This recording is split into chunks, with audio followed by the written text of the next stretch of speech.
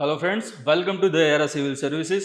The era civil services દ્વારા જે science and technology અને એન્વાયરમેન્ટમાં કરંટ બેઝડ જે આ કરંટ અફેર સિરીઝની જે શરૂઆત કરવામાં આવેલી છે, બરોબર, એની આજે જે બીજા અઠવાડિયું એટલે કે 15 તારીખથી લઈને 21 મે સુધી, ગઈ વખતે નાની એવી મિસ્ટેક ત્યાં થઈ ગઈ હતી, માર્ચ ત્યાં થઈ ગયો હતો, તો એ ત્યાં ધ્યાન ઉપર લેજો ખાસ કરીને. તો 15 થી 21 મે આ જે અઠવાડિયું જે સમય છે, બરોબર, એ સમયગાળા દરમિયાન જે પણ સાયન્સ એન્ડ ટેકનોલોજી અને એન્વાયરમેન્ટ સંબંધિત જે ઘટનાઓ ઘટી છે એના વિશે આજે આપણે વિસ્તૃતમાં અભ્યાસ કરવાના છીએ, બરોબર. તો એની શરૂઆત કરશું સિરીઝની. વધારે પડતો સમય એમાં ન વેડફતા આપણે ફર્સ્ટ ક્વેશ્ચન ઉપર જઈશું, બરોબર. ફર્સ્ટ ક્વેશ્ચન તમે બોર્ડ ઉપર જોઈ રહ્યા છો એ પ્રમાણે E0 પહેલ કઈ સંસ્થા દ્વારા શરૂ કરવામાં આવી છે, બરોબર. ફરીથી તમને ક્વેશ્ચન વાંચી સંભળાવું છું કે E0 જે પહેલ જે છે, બરોબર, E0 FIR પહેલ કઈ સંસ્થા દ્વારા શરૂ કરવામાં આવેલી છે. તો એમાં તમને 4 ઓપ્શન જોવા મળે છે બોર્ડ ઉપર. એક છે સર્ટ ઇન, બીજું છે સર્ટ ફિન, ત્રીજું છે N3C અને ચોથું છે I4C. ઓકે, 4 ઓપ્શન તમારી સામે છે. તમે મનમાં એનો જવાબ કદાચ નક્કી કરી પણ લીધો હશે. અહીંયા E0 FIR જે છે એનો જવાબ આવશે ડી. ઓકે, I4C આનો જવાબ આવે છે. ઓકે, તો I4C જે સંસ્થા છે એના દ્વારા આ E0 FIR જે પહેલ છે એ શરૂ કરવામાં આવેલી છે, બરાબર. તો E0 FIR ની અંદર શું કરવામાં આવશે આ વસ્તુ આપણે જોઈએ. ઓકે, અને એમાં આના લાગતા વળગતા શબ્દો બીજા બે પણ તમને જોવા મળે છે. એક તો આ E0 FIR જેની આપણે હમણાં ચર્ચા કરવાના છીએ, બરાબર. બીજું આવે છે EFIR. ઓકે, બીજો EFIR તમને જોવા મળે છે. ત્રીજું તમને જોવા મળે છે ઝીરો FIR. ઓકે, શું આવશે? ઝીરો FIR, બરાબર. તો અહીંયા EFIR ની આપણે વાત કરીએ તો EFIR, અહીંયા FIR નું પૂરું નામ શું આવશે? તો ફર્સ્ટ ઇન્ફોર્મેશન રિપોર્ટ તરીકે આપણે એને લઈએ છીએ, બરાબર. તો અહીંયા EFIR એટલે કે ઇલેક્ટ્રોનિકલી આ જનરેટ થતી તમને જોવા મળશે. એટલે કે તમારી સાથે સંબંધિત જ્યારે આની શરૂઆત કરવામાં આવી હતી ત્યારે એમાં સ્પષ્ટ વસ્તુ નોંધવામાં આવ્યું હતું કે કોઈ પણ મોબાઈલ ચોરી કે વાહન ચોરી સાથે સંબંધિત જે ઘટનાઓ છે એવી ઘટનાઓને તમારે જો FIR નોંધવી છે તો એ વખતે તમારે જે ગુજરાત પોલીસ જે છે એના દ્વારા વેબસાઇટ આપવામાં આવેલી છે, તો વેબસાઇટ ઉપર જઈને અથવા તો જે સિટીઝન પોર્ટલ છે, બરોબર, ગુજરાત પોલીસનું, તો એના ઉપર જઈને તમે આ ફરિયાદ જે છે રજીસ્ટર કરી શકો છો, બરાબર. તો ફરિયાદને ત્યાં શું કરવામાં આવશે? રજીસ્ટર કરવામાં આવે છે. ઓકે, તો રજીસ્ટર કરી દીધી ત્યાં આગળ, બરોબર. એના 5 દિવસ સુધીમાં, એટલે કે સમયગાળો ત્યાં આગળ આપેલો છે કે 5 દિવસ સુધીમાં એના ઉપર સ્ટેપ લેવાઈ જશે અને જો યોગ્ય લાગે તો FIR નોંધીને આગળની પ્રક્રિયા પછી ચાલુ કરવામાં આવે છે, બરાબર. તો અહીંયા આગળ વાત કરી રજીસ્ટર થશે, યોગ્ય લાગશે એ પ્રમાણે પછી આગળ જતા FIR નોંધવામાં આવશે. FIR તમને કીધું એ પ્રમાણે કે ફર્સ્ટ ઇન્ફોર્મેશન રિપોર્ટ તરીકે એને ઓળખવામાં આવે છે. જે CRPC પ્રમાણે તમે એને જોવા જાઓ, CRPC પ્રમાણે જોશો તો 154 સેક્શન 154 પ્રમાણે એ આવતી હતી. અને હવે જે BNSS લાગુ પડે એની જગ્યાએ કે ભારતીય નાગરિક સુરક્ષા સંહિતા, BNSS જે કહેવાય છે, એની અંતર્ગત સેક્શન 173 અંતર્ગત FIR ને નોંધવામાં આવે છે, બરાબર. તો આ પ્રક્રિયા શેની અંતર્ગત થશે? તો આપણી કે EFIR અંતર્ગત થશે. એટલે કે સ્પેશિયલી તમારે એમાં પોલીસ સ્ટેશનની મુલાકાત કરવા જવાનું નથી. તમે ડાયરેક્ટલી પોતાના ડિવાઇસની અંદર ઇલેક્ટ્રોનિકલી તમે આ FIR ને રજીસ્ટર કરી શકો છો. તમારે કોઈ પણ પ્રોબ્લેમ છે તમે ત્યાં ડાયરેક્ટલી એને રજીસ્ટર કરીને આગળની પ્રક્રિયા તમે કરાવી શકો છો, બરાબર. ધેન એના પછી બીજી મહત્વની વસ્તુ આવે છે એ છે ઝીરો FIR. શું આવશે? ઝીરો FIR આવે છે. ઝીરો FIR માં શું કરવામાં આવે છે કે તમે ઉદાહરણ તરીકે કોઈ જગ્યાએ ફરવા ગયા છો, બરાબર. ત્યાં ફરતા ફરતા તમારા ઉપર ત્યાં કોઈ એ જે તે લોકલ વિસ્તાર છે ત્યાં આગળ તમારે કોઈના જોડે અનબનાવ થાય છે અથવા તો કોઈ મારામારી અથવા બીજી કોઈ વસ્તુ ત્યાં આગળ ઊભી થાય છે જેમાં કદાચ તમે નિર્દોષ છો પરંતુ સામેવાળી વ્યક્તિનો ત્યાં આગળ હાથ છે, એ તમારા ઉપર કોઈ પણ પ્રકારનો ત્યાં હુમલો કરવાનો પ્રયત્ન કરે છે કે બીજી ત્રીજી કોઈ પણ એવી વસ્તુ થાય જે એક પ્રકારે ગુનો છે. શું છે? એક પ્રકારે ગુનો છે. તમને ખબર છે તમે ત્યાંના લોકલ નથી તો તમે શું કરશો? ત્યાંથી તમે છટકવાનો પ્રયત્ન કરો છો. ત્યાંના લોકલ વિસ્તાર છે ત્યાં એની પોલીસને તમે સંપર્ક સાધી શકવાના નથી તાત્કાલિક. જો તમે સંપર્ક ત્યાં સાધવા જાઓ તો ઓલા લોકો તમને રોકી પણ શકે છે ત્યાં આગળ. ત્યાં રોકીને તમને પાછી અટકાયત કરીને તમને નુકસાન બીજું પહોંચાડી શકે એમ છે. ઓકે, તો એવા વખતે શું કરીએ છીએ આપણે કે જે તે જગ્યા જે છે, જેમ કે X જગ્યાએ આ બધી આ આખો મામલો જે ઘટ્યો છે એ X જગ્યાએથી આપણે પછી નીકળી જઈએ છીએ અને આગળ કોઈ જગ્યા Y નામની આગળ કોઈ જગ્યા છે એ જગ્યા આપણને સેફ લાગે છે. શું સેફ લાગે છે? તો આ Y નામની જગ્યાએ એ જે વિસ્તાર છે એનું જે પોલીસ સ્ટેશન હશે, એનું જે પોલીસ સ્ટેશન હોય છે એ જગ્યાએ આપણે આ જગ્યાએ જે ઘટના બની હતી એનો ગુનો આપણે આગળ નોંધશું, બરોબર. ત્યાં આગળ આપણે ફરિયાદ ત્યાં નોંધાવશું આપણે કે આ રીતની ઘટના અમારે X નામની જગ્યા ઉપર ઘટી હતી તો આના ઉપર પગલાં લો. તો તો એ વખતે આ વાય નામના પોલીસ સ્ટેશનમાં ત્યાં એફઆઈઆર જે છે આપણી એફઆઈઆરને રજીસ્ટર કરવામાં આવે છે અને રજીસ્ટર કર્યા બાદ આને જે એક્સ નામની જગ્યા ઉપર આ જે ગુનો જે બન્યો હતો બરોબર એ જગ્યાનું જે પોલીસ સ્ટેશન હશે ત્યાં આગળ એને ટ્રાન્સફર કરી આપવામાં આવશે બરાબર. તો આ વસ્તુ શેને અંતર્ગત આવશે એ 0 એફઆઈઆર અંતર્ગત આવે છે બરાબર. તો 3 પ્રકારની આપણે વાત કરી. પહેલું તમે જોયું એ પ્રમાણે કે ફર્સ્ટ આપણું હતું E0 એફઆઈઆર, સેકન્ડ તમને જોવા મળ્યું E એફઆઈઆર, થર્ડ તમને જોવા મળ્યું 0 એફઆઈઆર. હવે આપણા જે કરંટ અફેરના મુદ્દા ઉપર પરત આપણે ફરીએ કે I4C દ્વારા જેની શરૂઆત કરવામાં આવેલી છે એવી E0 એફઆઈઆર શેની સાથે સંબંધિત છે? તો હાલમાં તમને ખબર છે ઓનલાઈન ઘણા બધા કૌભાંડો, ઘણી બધી છેતરપિંડીઓ થવા માંડી છે. કોઈ પણ અજાણી વ્યક્તિનો ફોન આવે છે અથવા તો કોઈ પણ અજાણી એવી લિંક આવે છે, તમે એના ઉપર ક્લિક કરો છો. ક્લિક કરવાના કારણોસર તમારા બેંક એકાઉન્ટની જે ડિટેલ્સ છે ત્યાં પહોંચી જાય છે અથવા તો એમાંથી પૈસા ત્યાં ઉપડી જાય છે અથવા ઓટીપી માંગે, તમે ઓટીપી ત્યાં આગળ સામે આપો, એના કારણે એ રકમ જે તે વ્યક્તિ હોય છે ત્યાં એના એકાઉન્ટમાં જતી રહેતી હોય છે ને એ પ્રમાણે ઓનલાઈન ઠગાઈ અત્યારે હાલમાં થતી હોય છે બરોબર. ટૂંકમાં તમે એને સાયબર ક્રાઇમ, સાયબર ગુના તરીકે એને નોંધી શકો છો, એને તે રીતે ધ્યાનમાં લઈ શકો છો બરાબર. તો આવા સાયબર ક્રાઇમમાં સ્પેશિયલી ત્યાં આગળ વસ્તુને મેન્શન કરવામાં આવેલી છે કે જો તમારી સાથે આવો સાયબર ગુનો બને છે બરોબર, આવો તમારી સાથે કોઈ પણ એવો સાયબર ગુનો બને છે જેમાં ઠગાઈની રકમ 10 લાખ કરતા વધારે હોય. કેટલી?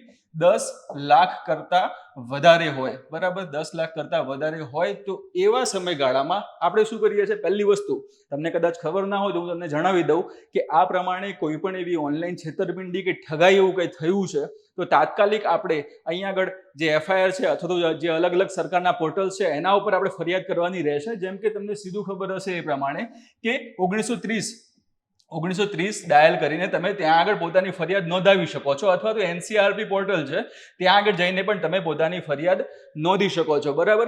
એટલે ફર્સ્ટ તમને વાત કરીએ એ પ્રમાણે કે 10 લાખ કરતા વધારે રૂપિયાની ઠગાઈ તમારી સાથે થઈ ચૂકી છે ઓકે. એના પછી તમે શું કર્યું? તો એના પછી તમે 1930 અથવા તો એનસીઆરપી ઉપર એક તમે કમ્પ્લેન્ટ ત્યાં આગળ રજીસ્ટર કરી બરાબર. તો આ રીતની ઘટના બની છે. હવે આગળ તમે પોલીસને સ્ટેપ લેવાની છે. આ વસ્તુ અહીંયાથી પોલીસને સ્ટેપ લેવાના શરૂ થશે બરાબર. પરંતુ અહીંયા જે સ્પષ્ટ વાત કરી છે એ પ્રમાણે કે 10 લાખ કરતા જો રકમ વધારે હશે તો તાત્કાલિક એવી જે પણ ફરિયાદો છે એના ઉપર ધ્યાન લઈને તરત જ એવી ફરિયાદોને એફઆઈઆર ની અંદર કન્વર્ટ કરીને ડાયરેક્ટ પોલીસ તાત્કાલિક ધોરણે એના પર કામ કરવાનું ચાલુ કરશે. જે પણ વ્યક્તિના સામે જે પૈસા ગયા છે એ સામેના ખાતામાં જેના પૈસા ત્યાં પડ્યા છે બરોબર એ એકાઉન્ટને તાત્કાલિક ધોરણે ફ્રીઝ કરવામાં આવશે.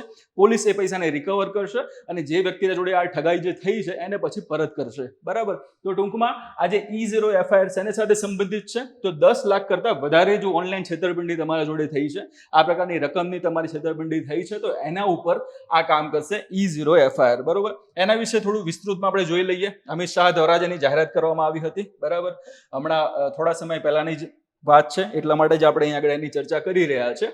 તો કોના અંતર્ગત આ વસ્તુ આવશે? તો કે ગૃહ મંત્રાલય અંતર્ગત બરાબર.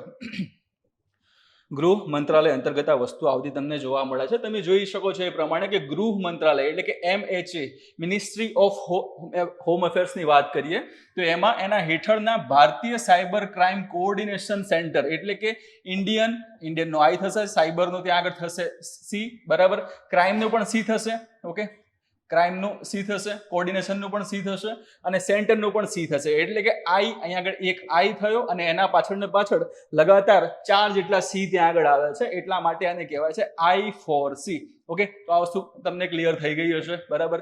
2018માં ત્યાં આગળ એના ઉપર ત્યાં ચર્ચા કરવામાં આવી હતી અને મંજૂરી આપવામાં આવી હતી બરાબર. એના પછી 2020 થી આની શરૂઆત કરવામાં આવેલી છે. સો અહીંયા તમને કીધું એ પ્રમાણે કે 2018માં I4C ની વાત કરીએ તો 2018માં એના ઉપર મંજૂરી આપવામાં આવી હતી અને કાર્યક્રમ આ બધું ચાલુ ક્યારથી થયો? તો 2020 થી ચાલુ થયું બરોબર.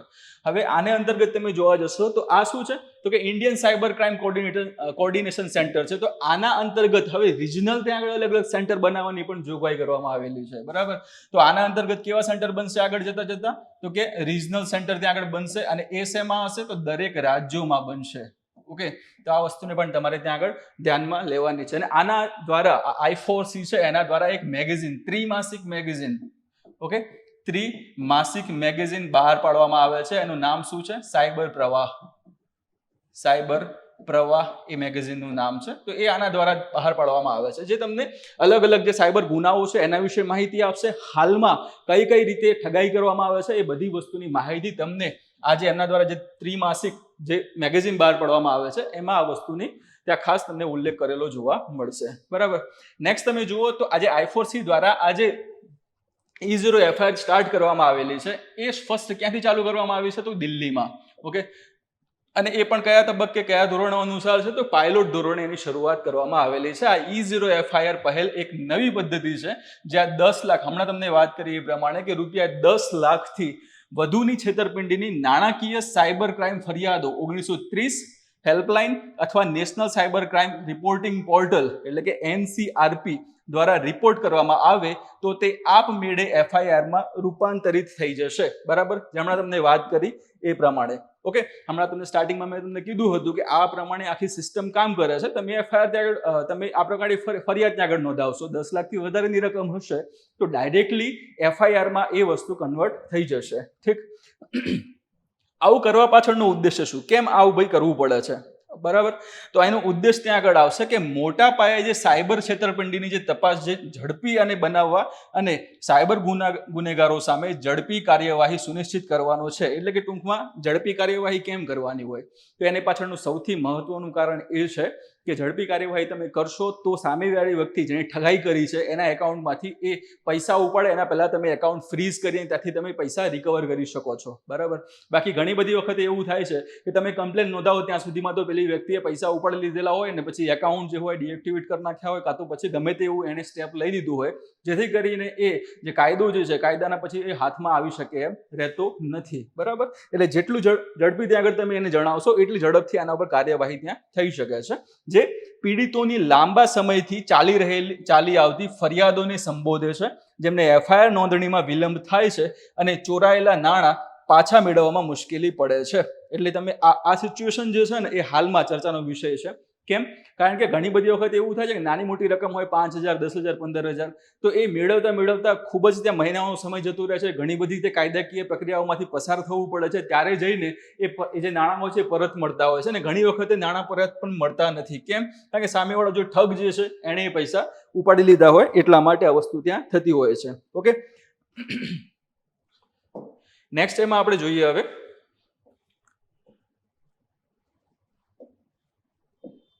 તો સેકન્ડ તમારા સમાચાર છે આત્મનિર્ભર ભારત પહેલ હેઠળ કઈ સંસ્થાએ ઉચ્ચ દબાણવાળા દરિયાઈ પાણીના ડિસેલિનેશન માટે સ્વદેશી પોલિમરિક પટલ વિકસાવ્યું છે. બરોબર. તો આ હાલમાં કરંટ અફેરમાં ત્યાં આગળ તમને જોવા મળે છે. એમાં આપણે એના વિશે વધારે માહિતી મેળવવાનો અહીંયા પ્રયત્ન કરીશું કે ફર્સ્ટ વસ્તુ તમે જુઓ છો એ પ્રમાણે કે આત્મનિર્ભર ભારત પહેલ હેઠળ અહીંયા વાત શેની છે? કઈ સંસ્થાએ, એટલે કે આ બનાવનાર કોણ છે, શું બનાવ્યું છે? તો કે ઉચ્ચ દબાણવાળા દરિયાઈ પાણીના ડિસેલિનેશન માટે સ્વદેશી પોલિમરિક પટલ.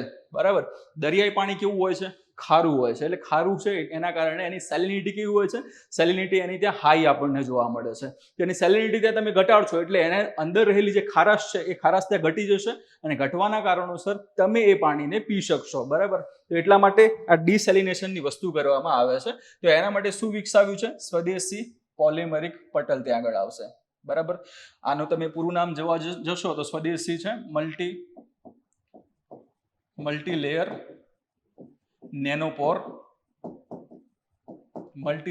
નેનોપોર પોલિમરિક પટલ. આ એનું પૂરું નામ છે. બરોબર. જે વિકસાવ્યું છે એ આ મલ્ટીલેયર નેનોપોર પોલિમરિક પટલ ત્યાં આગળ એનું પૂરું નામ છે. ચાર તમારા સામે ઓપ્શન છે: ISRO, BARC એટલે કે બાર્ક, CSIR અને ચોથું છે DRDO. અહીંયા તમારો જવાબ આવશે DRDO. કોના દ્વારા વિકસાવવામાં આવ્યું છે? તો કે DRDO દ્વારા આને વિકસાવવામાં આવેલું છે. હવે અહીંયા તમે જોશો ને નેનોપોરની વાત કરેલું છે. બરાબર. નેનો એટલે તમને ખબર જ હશે કે ખૂબ જ નાનું અથવા સૂક્ષ્મ વસ્તુ સાથે એની ચર્ચા કરવામાં આવે છે. નેનો એની સાથે સંકળાયેલી વસ્તુ એટલે કે નેનો ટેકનોલોજી આવે છે આપણી. ઓકે. એની અંદર તમને ખબર હશે એ પ્રમાણે કે 1 નેનોમીટરથી લઈને 100 નેનોમીટર સુધીની જે વસ્તુ અથવા જે પદાર્થો જે છે એટલે કે આટલા પરિમાણ જે છે પરિમાણ એટલે કે માપવાળી વસ્તુ આવશે, બરાબર. પરિણામ નથી, આ પરિમાણ છે. માણ એટલે કે માપ સાથે આવશે. તો નેનો ટેકનોલોજી શું છે? તો 1 નેનોમીટર થી લઈને 100 નેનોમીટર સુધીના જે પણ પદાર્થો છે એ પદાર્થોના અભ્યાસ માટેનું જે વિજ્ઞાન છે એને નેનો ટેકનોલોજી તરીકે ઓળખવામાં આવે છે. અને આ 1 થી 100 નેનોમીટરની જે આખી રેન્જ જે છે, 1 નેનોમીટર, 2, 3, 4, 5 એમ અલગ અલગ તમને નેનોમીટર ત્યાં એના અલગ અલગ ક્રમ જોવા મળે છે. તો આખી જે સ્કેલ રચાય છે એને નેનો સ્કેલ તરીકે ઓળખવામાં આવે છે. ઠીક, તો આ વસ્તુને ખાસ ધ્યાનમાં લેજો, નેનો ટેકનોલોજી અને એની સાથે સંબંધિત આ વસ્તુને. હવે વાત આપણે કરવાની છે નેનો પોરની. નેનો એટલે તમને હવે અહીંયાથી માહિતી મળી ગઈ કે નેનો શું છે. પોર એટલે છિદ્ર આવશે, બરોબર. છિદ્ર, કાણું તમે એને કહી શકો છો. તો અહીંયા તમે જે જોઈ રહ્યા છો, આજે તમને કાણા જોવા મળે છે, એને આપણે શું કહી શકીએ? એને આપણે નેનો પોર તરીકે ઓળખી શકીએ. અહીંયા તમે ઘણા બધા એવા છિદ્ર જોઈ શકો છો. ઓકે, અને એમાં સ્પષ્ટ વાત કરી છે કે મલ્ટી લેયર એટલે કે ઘણા બધા એમાં લેયર્સ રહેલા છે. તો લેયર્સ પણ તમે જોઈ શકો છો. આ એક છે, આ બીજું છે, અહીંયા ત્રીજું જોવા મળે છે, ચોથું છે, આ પિંક જેવું પાંચમું જોવા મળે છે. તો એક ઉપર એક એમ ઘણા બધા લેયર ત્યાં ગોઠવાયેલા હોય છે. તો એવા મલ્ટી લેયર નેનોપોર પોલિમરિક પટલની વાત કરવામાં આવશે. હવે બીજો જે મહત્વનો શબ્દ અહીંયાથી નીકળે છે એ છે પોલિમર. શું છે? પોલિમર. તો એની વાત કરી લઈએ જોડે જોડે આપણે. પોલિમર એટલે કે શું? પોલિમરની ત્યાં વાત કરવામાં આવશે. કેમિસ્ટ્રીમાં તમે આ વસ્તુ જોઈ હશે. ઓકે, તો કોઈ પણ એક અણુ હોય, બરાબર, એ અણુ દ્વારા જે રચના થતી હોય એ વસ્તુને આપણે પોલિમર તરીકે ઓળખીએ છીએ. અને એક કરતાં વધારે જે અણુઓ છે એ ભેગા થઈને, કોઈ પણ એક અણુ છે એ અણુ દ્વારા રચના થતી હોય તો એને મોનોમર તરીકે ઓળખવામાં આવે છે. અને આવા ઘણા બધા મોનોમર ભેગા થઈને શાની રચના કરે છે? તો કે પોલિમરની રચના કરતા જોવા મળે છે. ઓકે, એટલે અહીંયા જે વાત કરીએ એ પ્રમાણે કે એક અણુ એ શાની રચના કરે છે? તો કે મોનોમર. અને એક કરતા વધારે અણુ શાની રચના કરે છે? તો કે પોલિમરની. ઠીક, આ વસ્તુ ક્લિયર થઈ ગઈ ત્યાં. હવે આના તમે એક્ઝામ્પલ જોવા જાઓ તો મોનોમર તરીકે તમે ઇથિલિનને લઈ શકો છો. ઇથિલિનને તમે લઈ શકો છો, જેનું પોલિમરિક સ્વરૂપ કયું છે? તો પોલિથીન આવશે. તમે પ્લાસ્ટિક બેગ્સ જોઈ હશે, પોલિથીનની જે પ્લાસ્ટિક બેગ આપણે કહેવાય છે ને, ઓકે, તો એ એક પોલિમર છે. ઠીક, નેક્સ્ટ એના પછી તમે બીજું એક્ઝામ્પલ એમાં લઈ શકો છો. ઇથિલિન સિવાય બીજું આવે છે એમિનો એસિડ. એમિનો એસિડ જે છે એ એક મોનોમર છે, પણ ઘણા બધા આવા મોનોમર ભેગા થઈને જેની રચના કરે છે એ રચના શેની કરશે? પ્રોટીન. તો ઘણા બધા એમિનો એસિડ ભેગા થઈને શું બનાવે છે? પ્રોટીન બનાવે છે. તો પ્રોટીન શું છે? તો એ એક પોલિમર છે. ઓકે, એવું તમે ઉદાહરણ ન્યુક્લિયોટાઇડનું લઈ શકો છો. ન્યુક્લિયોટાઇડનું તમે લઈ શકો છો, બરાબર. તો આ ન્યુક્લિયોટાઇડ ઘણા બધા ભેગા થઈને શેની રચના કરે છે? તો કે ડીએનએ ની રચના કરશે.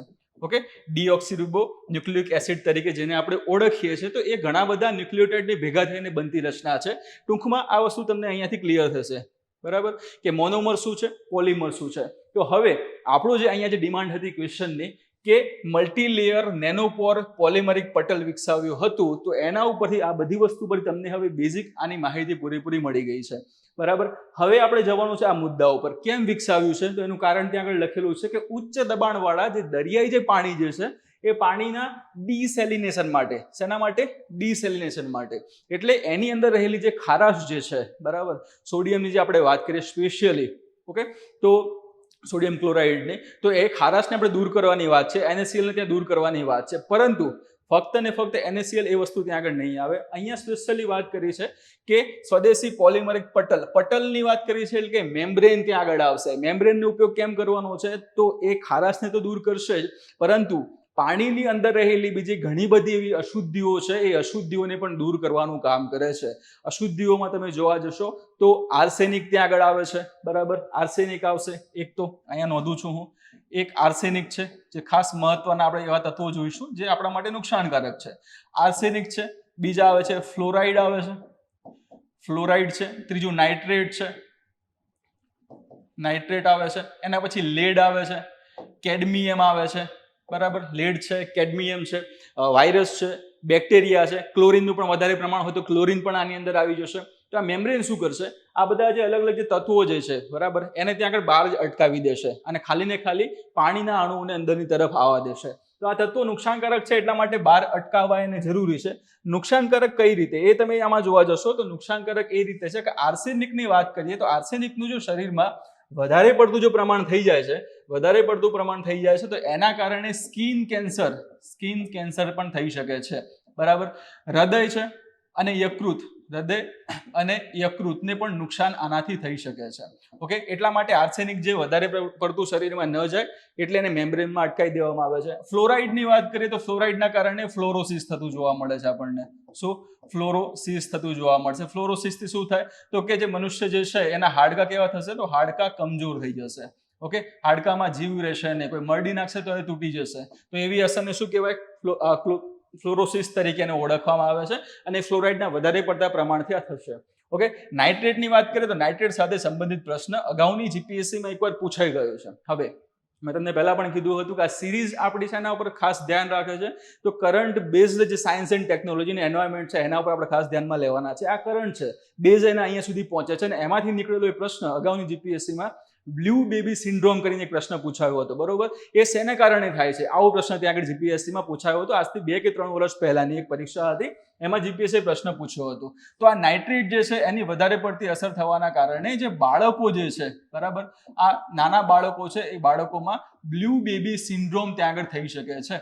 બ્લુ બેબી સિન્ડ્રોમ થવાની શક્યતાઓ એમાં રહેલી છે. એટલા માટે આ નાઇટ્રેટ છે એ વધારે પડતું નુકસાનકારક આપણને જોવા મળે છે. એના સિવાય લેડ છે, કેડમિયમ છે, બરાબર, આવા ઘણા બધા તત્વો એવા છે જે શરીર માટે નુકસાનકારક છે. એટલે કોઈ એવું વચ્ચે મેમ્બ્રેન હોવું જોઈએ જે આવા તત્વોને, જે પાણી સાથે જે તત્વો આવે છે એને બહાર રાખે ને અંદર ખાલી શુદ્ધ પાણીને જવા દે. એટલા માટે આવા પટલ આપણે વિકસાવવા પડે છે. પાણીની વાત કરીએ તેમાં સ્પેશિયલી તમને ખબર હશે એ મુજબ કે શુદ્ધ પાણી જે છે એનો પીએચ કેટલો રહેશે તો એનો પીએચ આપણને ખ્યાલ છે એ મુજબ 7 આવે છે. બરાબર, શુદ્ધ પાણીનો પીએચ કેટલો આવશે? 7 આવશે. 7 થી નીચે છે એ બધા કેવા આવશે તો એસિડિક છે. 7 થી ઉપર એટલે કે 7 થી 14 સુધી, 7 થી 14 પીએચ શેનું હશે તો કે બેઝિક અથવા તો આલ્કલાઇન તમે એને ત્યાં કહી શકો છો. ઓકે, અને આમાં સ્પેશિયલી આપણે વાત કરીએ તો બ્યુરો ઓફ ઇન્ડિયન સ્ટાન્ડર્ડ્સ એટલે કે BIS ની વાત કરીએ તો BIS અંતર્ગત તમે જોવા જાવ તો 6.5 પીએચ થી લઈને 8.5 પીએચ સુધીનું જે પાણી હશે એ પાણી તમે પીવા લાયક તરીકે અથવા પીવા તરીકે તમે એને ઉપયોગમાં લઈ શકો છો. આ પાણી પીવા લાયક છે, આવું BIS દ્વારા નક્કી કરવામાં આવેલું છે. બરાબર, તો આને ધ્યાનમાં રાખવાનું છે. આની સાથે સંકળાયેલો બીજો એક શબ્દ છે TDS, ટોટલ ડિઝોલ્વ સોલિડ તરીકે એને ઓળખવામાં આવે છે. 0 થી લઈને 300 સુધીનું TDS નું જો પાણી હશે તો પીવા લાયક છે, સારું છે. બરાબર, 300 થી લઈને 500 સુધીનું જે TDS વાળું જે પાણી છે એને પણ તમે પી શકો છો, કોઈ વાંધો નથી.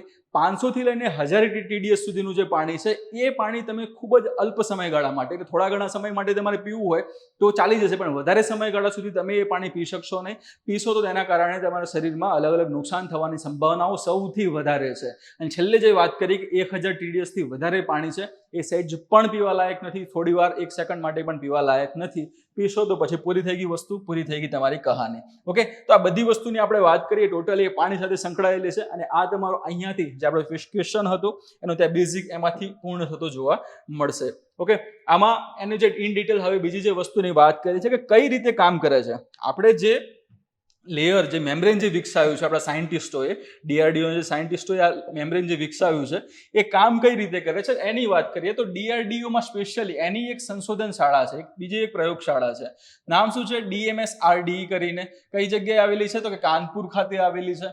એણે આ ઉચ્ચ દબાણવાળા દરિયાઈ પાણીના ડિસેલિનેશન માટે ખાસ રચાયેલ એક અદ્યતન નેનોપોર બહુસ્તરીય પોલિમરિક પટલ ત્યાં વિકસાવ્યું છે, જેની હમણાં મેં થોડી વાર પહેલા તમને વાત કરી કઈ રીતનું હતું ને કામ કઈ રીતનું કરતું હતું એ. બરાબર, ડિસેલિનેશનની વાત કરી તો એ પણ મેં તમને હમણાં જણાવ્યું કે આ ખારા પાણીમાં ઓગળેલા ક્ષાર અને અન્ય અશુદ્ધિઓને દૂર કરવાની પ્રક્રિયા છે. જે તમને હમણાં કીધું હતું, વચ્ચે લેયર રાખી દીધું. લેયર રાખ્યા બાદ જે અલગ અલગ જે અશુદ્ધિઓ હતી, કેડમિયમની વાત કરી આપણે હમણાં થોડી વાર પહેલા, બરોબર, લેડની વાત કરી હતી, નાઇટ્રેટની વાત કરી હતી, આર્સેનિકની વાત કરી. તો આ બધી શું છે? અશુદ્ધિઓ છે.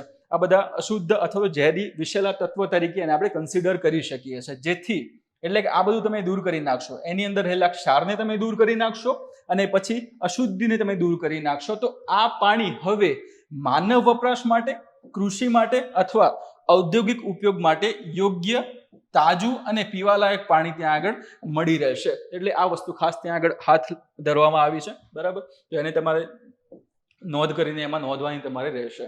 ઠીક છે. નેક્સ્ટ એમાં જોઈએ તો આના પ્રકારો ત્યાં આગળ આવેલા છે. એક છે આરઓ અને બીજું આવે છે થર્મલ ડિસેલિનેશન.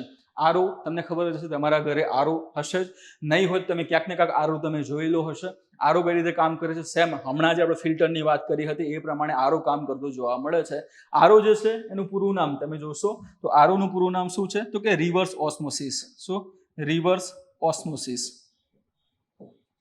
Reverse osmosis. ઓસ્મોસિસને ગુજરાતીમાં આપણે આશ્રુતિ તરીકે ઓળખીએ છીએ, બરાબર? આશ્રુતિ તરીકે ઓસ્મોસિસને ઓળખીએ છીએ. અને રિવર્સ એટલે કે આશ્રુતિની પ્રક્રિયા આપણે રિવર્સ કરવાની છે. તો રિવર્સ કર્યું એને શું કહીએ છીએ? તો કે રિવર્સ ઓસ્મોસિસ તરીકે આપણે ઓળખશું. તમે આમાં આશ્રુતિમાં જોશો તો આશ્રુતિમાં કઈ રીતનું હોય છે કે કોઈ બે, અહીંયા હું નાનું એવું પાત્ર સાથે તમને બતાવવાનું ટ્રાય કરીશ કે અહીંયા આગળ આ એક પાત્ર છે, બરાબર? એની વચ્ચે કોઈ એક પડદો રાખી દીધો છે. કોઈ એક ત્યાં પડદો એટલે અહીંયા તમે પટલ કહી શકો છો અથવા તો એને કહી શકો છો અર્ધ પ્રવેશશીલ પટલ. અર્ધ પ્રવેશશીલ પટલ, બરોબર? આ તમે વચ્ચે રાખી દેશો અને એક બાજુ અહીંયા મીઠાનું ત્યાં આગળ પાણી રાખી દેશો, બરાબર? એટલે કે જેની અંદર મીઠું ઓગાળેલું છે એવું પાણી રાખો છો, બીજી તરફ તમે ખાલી પાણી રાખો છો, સાદું પાણી ત્યાં રાખો છો, બરાબર? તો હવે અહીંયા મીઠું ઓગળેલું છે એટલા માટે મીઠાનું ત્યાં આગળ આપણે ટકાવારી પ્રમાણે જોવા જઈએ તો મીઠું કેટલા ટકા આપણે લઈ લઈએ? ઉદાહરણ તરીકે 60% એની અંદર મીઠું છે, બરાબર? 40% ત્યાં આગળ શું છે? તો કે પાણી છે. આ બાજુ કેટલું પાણી છે? તો આ બાજુ તમને 100% પાણી જોવા મળશે. શું? 100% તમને પાણી જોવા મળે છે. તો અહીંયા જે પાણીની આપણે વાત કરીએ, પાણીના અણુઓની સાંદ્રતાની વાત કરીએ તો સાંદ્રતા કેવી જોવા મળે? તમને અહીંયા વધારે જોવા મળે છે. સામે તમને સાંદ્રતા કેવી જોવા મળે છે? તો કે ઓછી જોવા મળે છે. તો આશ્રુતિની પ્રક્રિયા આ જ છે. તો એ જે અર્ધપ્રવેશશીલ પટલ દ્વારા આ જે પાણી જે છે એ વધુ સાંદ્રતાથી ઓછી સાંદ્રતા તરફ ગતિ કરતું જોવા મળશે, એ બાજુ મૂવ થતું જોવા મળે છે. એટલા માટે અહીંયાથી પાણી આ બાજુ આવશે અને આ જે લેયર છે એ પછી ઊંચું થતું તમને જોવા મળે છે. તમે 8, 9, 10માં અલગ અલગ આના પ્રયોગો આવ્યા હતા, તમે કદાચ કર્યા પણ હશે, આનો આઈડિયા તમને હશે, બરાબર? તો આ વસ્તુ શું છે? તો આ આશ્રુતિ છે. રિવર્સ ઓસ્મોસિસમાં શું છે કે આ પ્રમાણે જુઓ, હવે રિવર્સ ઓસ્મોસિસમાં પ્રક્રિયા એવી આવશે, આ પાત્ર તમે લઈ લીધું છે, બરાબર? અને એમાં વચ્ચે એક પડદો રાખી દીધો ત્યાં આગળ, બરાબર? આ પ્રકારે ત્યાં પાણી બંને બાજુ રહેલું છે. અહીંયાથી પાણી આવે છે, આ જે નળમાંથી સીધું પાણી આવે છે એ છે. વચ્ચે આ પટલ રાખી દેવામાં આવ્યું છે. પટલનો ઉપયોગ કરીને શું કરવામાં આવશે? અહીંયા ઉપરથી પ્રેશર આપવામાં આવે છે. શું?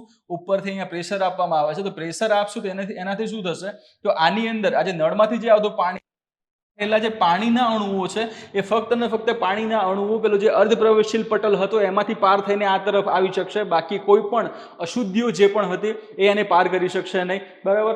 ક્ષાર છે એને પાર કરી શકશે નહીં. એટલા માટે સામેની તરફ તમને પાણી મળશે. કેવું પાણી મળશે? તો શુદ્ધ પાણી મળશે, બરાબર? અને આખી વસ્તુ જે આરુની વાત કરીએ, રિવર્સ ઓસ્મોસિસ જે છે એ સેમ આ પ્રકારે કામ કરતી તમને જોવા મળે છે. ટૂંકમાં આમાં તમારે પ્રેશર આપવું પડશે, રિવર્સ પ્રક્રિયા કરાવવાની છે એટલા માટે. તો આ તરફ તમે આ તરફ એટલે કે આ મેમ્બ્રેન વચ્ચે રાખેલું હતું, આ તરફ તમને શુદ્ધ પાણી મળે છે ને અહીંયા જે ક્ષાર હતા, પછી અલગ અલગ જે અશુદ્ધિઓ હતી, બરોબર, એ બધી વસ્તુ ત્યાં બહાર રહી જતી જોવા મળશે. તો આ પ્રક્રિયા કોની છે? આ પ્રક્રિયા આપણા આરોની છે, જે ઘરમાં લાગેલા હોય છે. નેક્સ્ટ એમાં જોઈએ તો થર્મલ ડિસેલિનેશનની વાત કરેલી છે. થર્મલ ડિસેલિનેશનમાં શું છે કે હીટ આપવામાં આવશે. કે જે તે પાણી છે એને ખૂબ જ વધારે પ્રમાણમાં તે હીટ આપવામાં આવે છે. હીટ આપવાથી શું થશે? તો પાણી જે છે એનું બાષ્પીભવન થશે. બાષ્પીભવન થવાના કારણોસર ઉપર જે પણ ત્યાં સપાટી કે ઢાંકણ જેવી વસ્તુ રાખેલી હશે તો એની ઉપર એ વરાળ સ્વરૂપે ઉપર જતી હશે, અને વરાળ સ્વરૂપે ઉપર ગયા બાદ એનું ઘનીભવન થયા બાદ એ પાણીના ટપકાઓમાં ફેરવાતી આપણને જોવા મળે છે, બરાબર? તો સીધી વસ્તુ કેવી થઈ કે આમાં જે ખારાશ હશે ને, દરિયાઈ ખારાશ, પછી અશુદ્ધિઓ, એ નીચે રહી જશે અને ઉપર વરાળ સ્વરૂપે જે પાણી ઉપર જશે એ બધું પાણી તમને ચોખ્ખું પાણી મળશે. એટલે એ પ્રક્રિયા જે છે એને થર્મલ ડિસેલિનેશન તરીકે ઓળખવામાં આવે છે. એટલે બીજી વસ્તુ તમારે અહીંથી આ ક્લિયર થઈ. હવે અહીંયા જે આપણે વાત કરેલી છે એ પ્રમાણે કે ઉચ્ચ દબાણ પોલિમરિક પટલ, આ પટલ ઉચ્ચ દબાણ વાળા દરિયાઈ પાણીના ડિસેલિનેશનમાં ઉપયોગ માટે રચાયેલ છે, જેનો હેતુ ખાસ કરીને ભારતીય કોસ્ટગાર્ડ, અહીંયા આ ખાસ નોંધજો, બરોબર? આઈસીજી ની વાત કરેલી છે અહીંયા આગળ. શું? આઈસીજી, ઇન્ડિયન કોસ્ટગાર્ડની વાત કરેલી છે. તો ભારતીય કોસ્ટગાર્ડની જરૂરિયાતોને પૂર્ણ કરવાનો છે. એટલે એમના જે કોસ્ટગાર્ડની અલગ અલગ શિપ હશે એના ઉપર આ જે છે પ્લાન્ટ જે છે, બરોબર, આ પ્લેટફોર્મ ત્યાં ઊભું કરવામાં આવશે. એ લોકો દરિયામાં ત્યાં આગળ હશે તો દરિયાના પાણીને ડિસેલિનેશન દ્વારા, ડિસેલિનેશન પ્લાન્ટ દ્વારા એને પીવામાં પાણીમાં કન્વર્ટ કરી શકે છે અને પછી એનો ઉપયોગ એ કરશે, બરાબર? તો આ વસ્તુ તમારે નોંધવાની છે. એમાં આ તમને હાલ બતાવ્યું એ પ્રમાણે કે આશ્રુતિની પ્રક્રિયા આ પ્રમાણે થશે, બરાબર? આ બાજુ તમને વાત કરીએ એ પ્રમાણે કે અહીંયા પાણી ઓછું હતું, પાણીના અણુઓ ઓછા હતા, એટલે પાણીના અણુઓ આ તરફ આવી ગયા, એટલા માટે આનું સ્તર ઊંચું ગયું, બરોબર, સોલ્યુશનનું. સામેની તરફ તમે જોવો છો એ પ્રમાણે કે આ પડદો અહીંયા પટલ રાખી દેવામાં આવે છે. એપ્લાઇડ પ્રેશર એટલે કે ત્યાં આગળ પ્રેશર આપવામાં આવે છે, એના કારણે પાણી આ બાજુ અહીંયા અશુદ્ધિઓ અને ક્ષાર સાથે સંમિશ્રિત પાણી હતું, એમાંથી આગળ જે પાણી જાય છે ફક્ત ને ફક્ત શુદ્ધ પાણી હશે. ઉપર પ્લાન્ટની પ્રક્રિયા આપેલી છે, પાણી અહીંયા અંદર આવે છે, બરાબર. ફીડ વોટર ટેન્ક અહીંયા સંગ્રહ પામે છે, પછી પંપ દ્વારા આગળ જશે. પહેલું સેન્ડ ફિલ્ટર આવે છે, એટલે કે આ જે પણ પાણીમાં કોઈ પણ માટીના કણો જે રહેલા છે, રેતીના જે કણો રહેલા છે, ફિલ્ટર થઈ જશે. ફિલ્ટર થયા બાદ એ આગળ કયા માધ્યમમાં જશે? એક્ટિવેટેડ કાર્બનમાં ત્યાં આગળ જશે. તો એમાં શું થશે? તો જે નાની એવી જે પણ અશુદ્ધિઓ હતી એ અશુદ્ધિઓ અહીંયા પછી એનાથી ઘડાતી જોવા મળે છે. આગળ પછી એ સોફ્ટવેરમાં જશે, સોફ્ટવેરમાંથી સિક્યોરિટી ફિલ્ટરમાં, ત્યાંથી હાઈ પ્રેશર પંપ. અહીંયા જુઓ તમે, પાણીને સોફ્ટ કરી નાખ્યું, ભારે પાણી છે એને ત્યાં સોફ્ટ તમે કરી નાખેલું છે. સોફ્ટ કર્યા બાદ સિક્યોરિટી ફિલ્ટરમાંથી આગળ જતા એ હાઈ પ્રેશર પંપનો ઉપયોગ કરવામાં આવે છે. એના કારણે પાણીને ત્યાં પ્રેશરાઇઝ કરવામાં આવશે અને દબાણ આપવામાં આવશે. દબાણથી પાણી આગળ વધશે એટલે આગળ જતા અહીંયા જો વન પાસ આરઓની ત્યાં વાત કરી છે. આરઓ એટલે કે રિવર્સ ઓસ્મોસિસ. એના માટે તમારે દબાણની જરૂર પડશે. દબાણ કોણ આપે છે? ઉપરથી આ પંપ આપે છે. તો આ બધી પ્રક્રિયા પૂરી થયા બાદ આગળ એ મિડલ વોટર ટેન્કમાં આવશે. પછી બુસ્ટર પંપ શું કરશે? આગળ જતા એ પાણી જે છે એને મિક્સ્ડ બેડમાં ત્યાં આગળ ફેરવશે અને પછી એને પીવા લાયક પાણીમાં પછી એ વપરાશે, બરાબર. અગાઉ તમને વાત કરી એ પ્રમાણે કે આ જે અશુદ્ધિઓ ઘડાતી હોય છે એના કારણે જે અમુક જે એવા પણ મિનરલ્સ છે, એવા તત્વો છે, એ પણ એમાં ઘડાઈ જાય છે અને પછી જે શુદ્ધ પાણી આપણને મળે છે એમાં મિનરલ્સ હોતા નથી. એટલા માટે ઘણી બધી વખતે આરઓની પ્રક્રિયા પૂરી થાય એના પછી મિનરલ્સ અહીંયા આગળ મિક્સ કરી દેવામાં આવે છે. એની અંદર મિનરલ્સ રાખેલા હોય છે, એમાંથી પાણી નીકળે છે એટલે એ પાણી પછી મિનરલ સાથે સંમિશ્રિત થાય છે, એટલે પછી મિનરલ વોટર તરીકે પણ આપણે એને ગણી શકીએ છીએ. ઠીક, તો આખી પ્રક્રિયા આ પ્રમાણે કામ કરશે, બરાબર. નેક્સ્ટ હવે ક્વેશ્ચન જોઈએ એના પછી. ત્રીજો ક્વેશ્ચન છે, કઈ કંપનીએ integrated drone detection and interdiction system એટલે કે IDDIS, બરોબર, IDDIS ની ત્યાં આગળ વાત કરેલી છે. IDDIS એક જ મિનિટ આપણે કાઢી નાખીએ. હા, ફરીથી પ્રશ્ન જુઓ તમે ત્યાં, કઈ કંપનીએ integrated drone detection and interdiction system એટલે કે IDDIS માટે ભારતીય સેના એર ડિફેન્સ સાથે કરાર કર્યો છે, બરાબર. આમાં તમારી પાસે 4 ઓપ્શન છે. પહેલો છે ભારત ઇલેક્ટ્રોનિક્સ લિમિટેડ, બરાબર. બીજો છે લાર્સન એન્ડ ટુબ્રો ત્યાં આગળ આવશે, બરાબર. ત્રીજો ઓપ્શન છે તમારી પાસે ટાટા એડવાન્સ સિસ્ટમ. એના પછી ચોથો ઓપ્શન છે હિન્દુસ્તાન એરોનોટિક્સ લિમિટેડ, બરાબર. 4 ઓપ્શન છે, તમારે એમાંથી જવાબ ચૂઝ કરવાનો છે. હવે હું તમને જવાબ સીધો એનો આપી દઈશ. ફર્સ્ટ આ જે એ છે એ તમારો જવાબ આવશે ભારત ઇલેક્ટ્રોનિક્સ લિમિટેડ, જેને ટૂંકમાં આપણે BEL તરીકે ઓળખીએ છીએ. ઠીક, ટૂંકમાં આપણે એને BEL તરીકે ઓળખીએ છીએ. આને શું વિકસાવ્યું છે? એના જોડે શું છે? તો એના જોડે છે IDDIS છે, એટલે કે integrated drone detection and interdiction system. એટલે કે ડિટેક્શન કરવાની જે ટેકનોલોજી છે, જે આખી સિસ્ટમ છે તે, અને ત્યાંથી લઈને ઇન્ટરડિક્શન જે કરવાનું છે, આ બધી જે સિસ્ટમો છે એને ઇન્ટિગ્રેટ કરી નાખી છે કોઈ પણ એક જગ્યાએ, બરોબર. એને IDDIS તરીકે ઓળખવામાં આવે છે. હવે આ IDDIS એને કોણે આપવાની છે? તો એ આપશે ભારતીય સેનાને. શું કરવા માટે? તો કે એર ડિફેન્સ માટે, બરાબર. એર ડિફેન્સ માટે એને ત્યાં આપેલું છે. હવે આ કામ કઈ રીતે કરશે એની વાત કરીએ એના પહેલા BEL વિશે થોડી આપણે વાત કરી લઈએ. BEL એ શું છે? તો ભારત ઇલેક્ટ્રોનિક્સ લિમિટેડ એનું તે પૂરું નામ છે. ઓકે, 1954 એની સ્થાપના થઈ હતી. 1954 સ્થાપના થઈ હતી અને એનું હેડક્વાર્ટર છે એનું બેંગલુરુ ખાતે. કઈ જગ્યાએ આવેલું છે? બેંગલુરુ, કર્ણાટક ખાતે આનું હેડક્વાર્ટર આવેલું છે, બરાબર. આટલી વસ્તુ આટલી ઇનફ છે.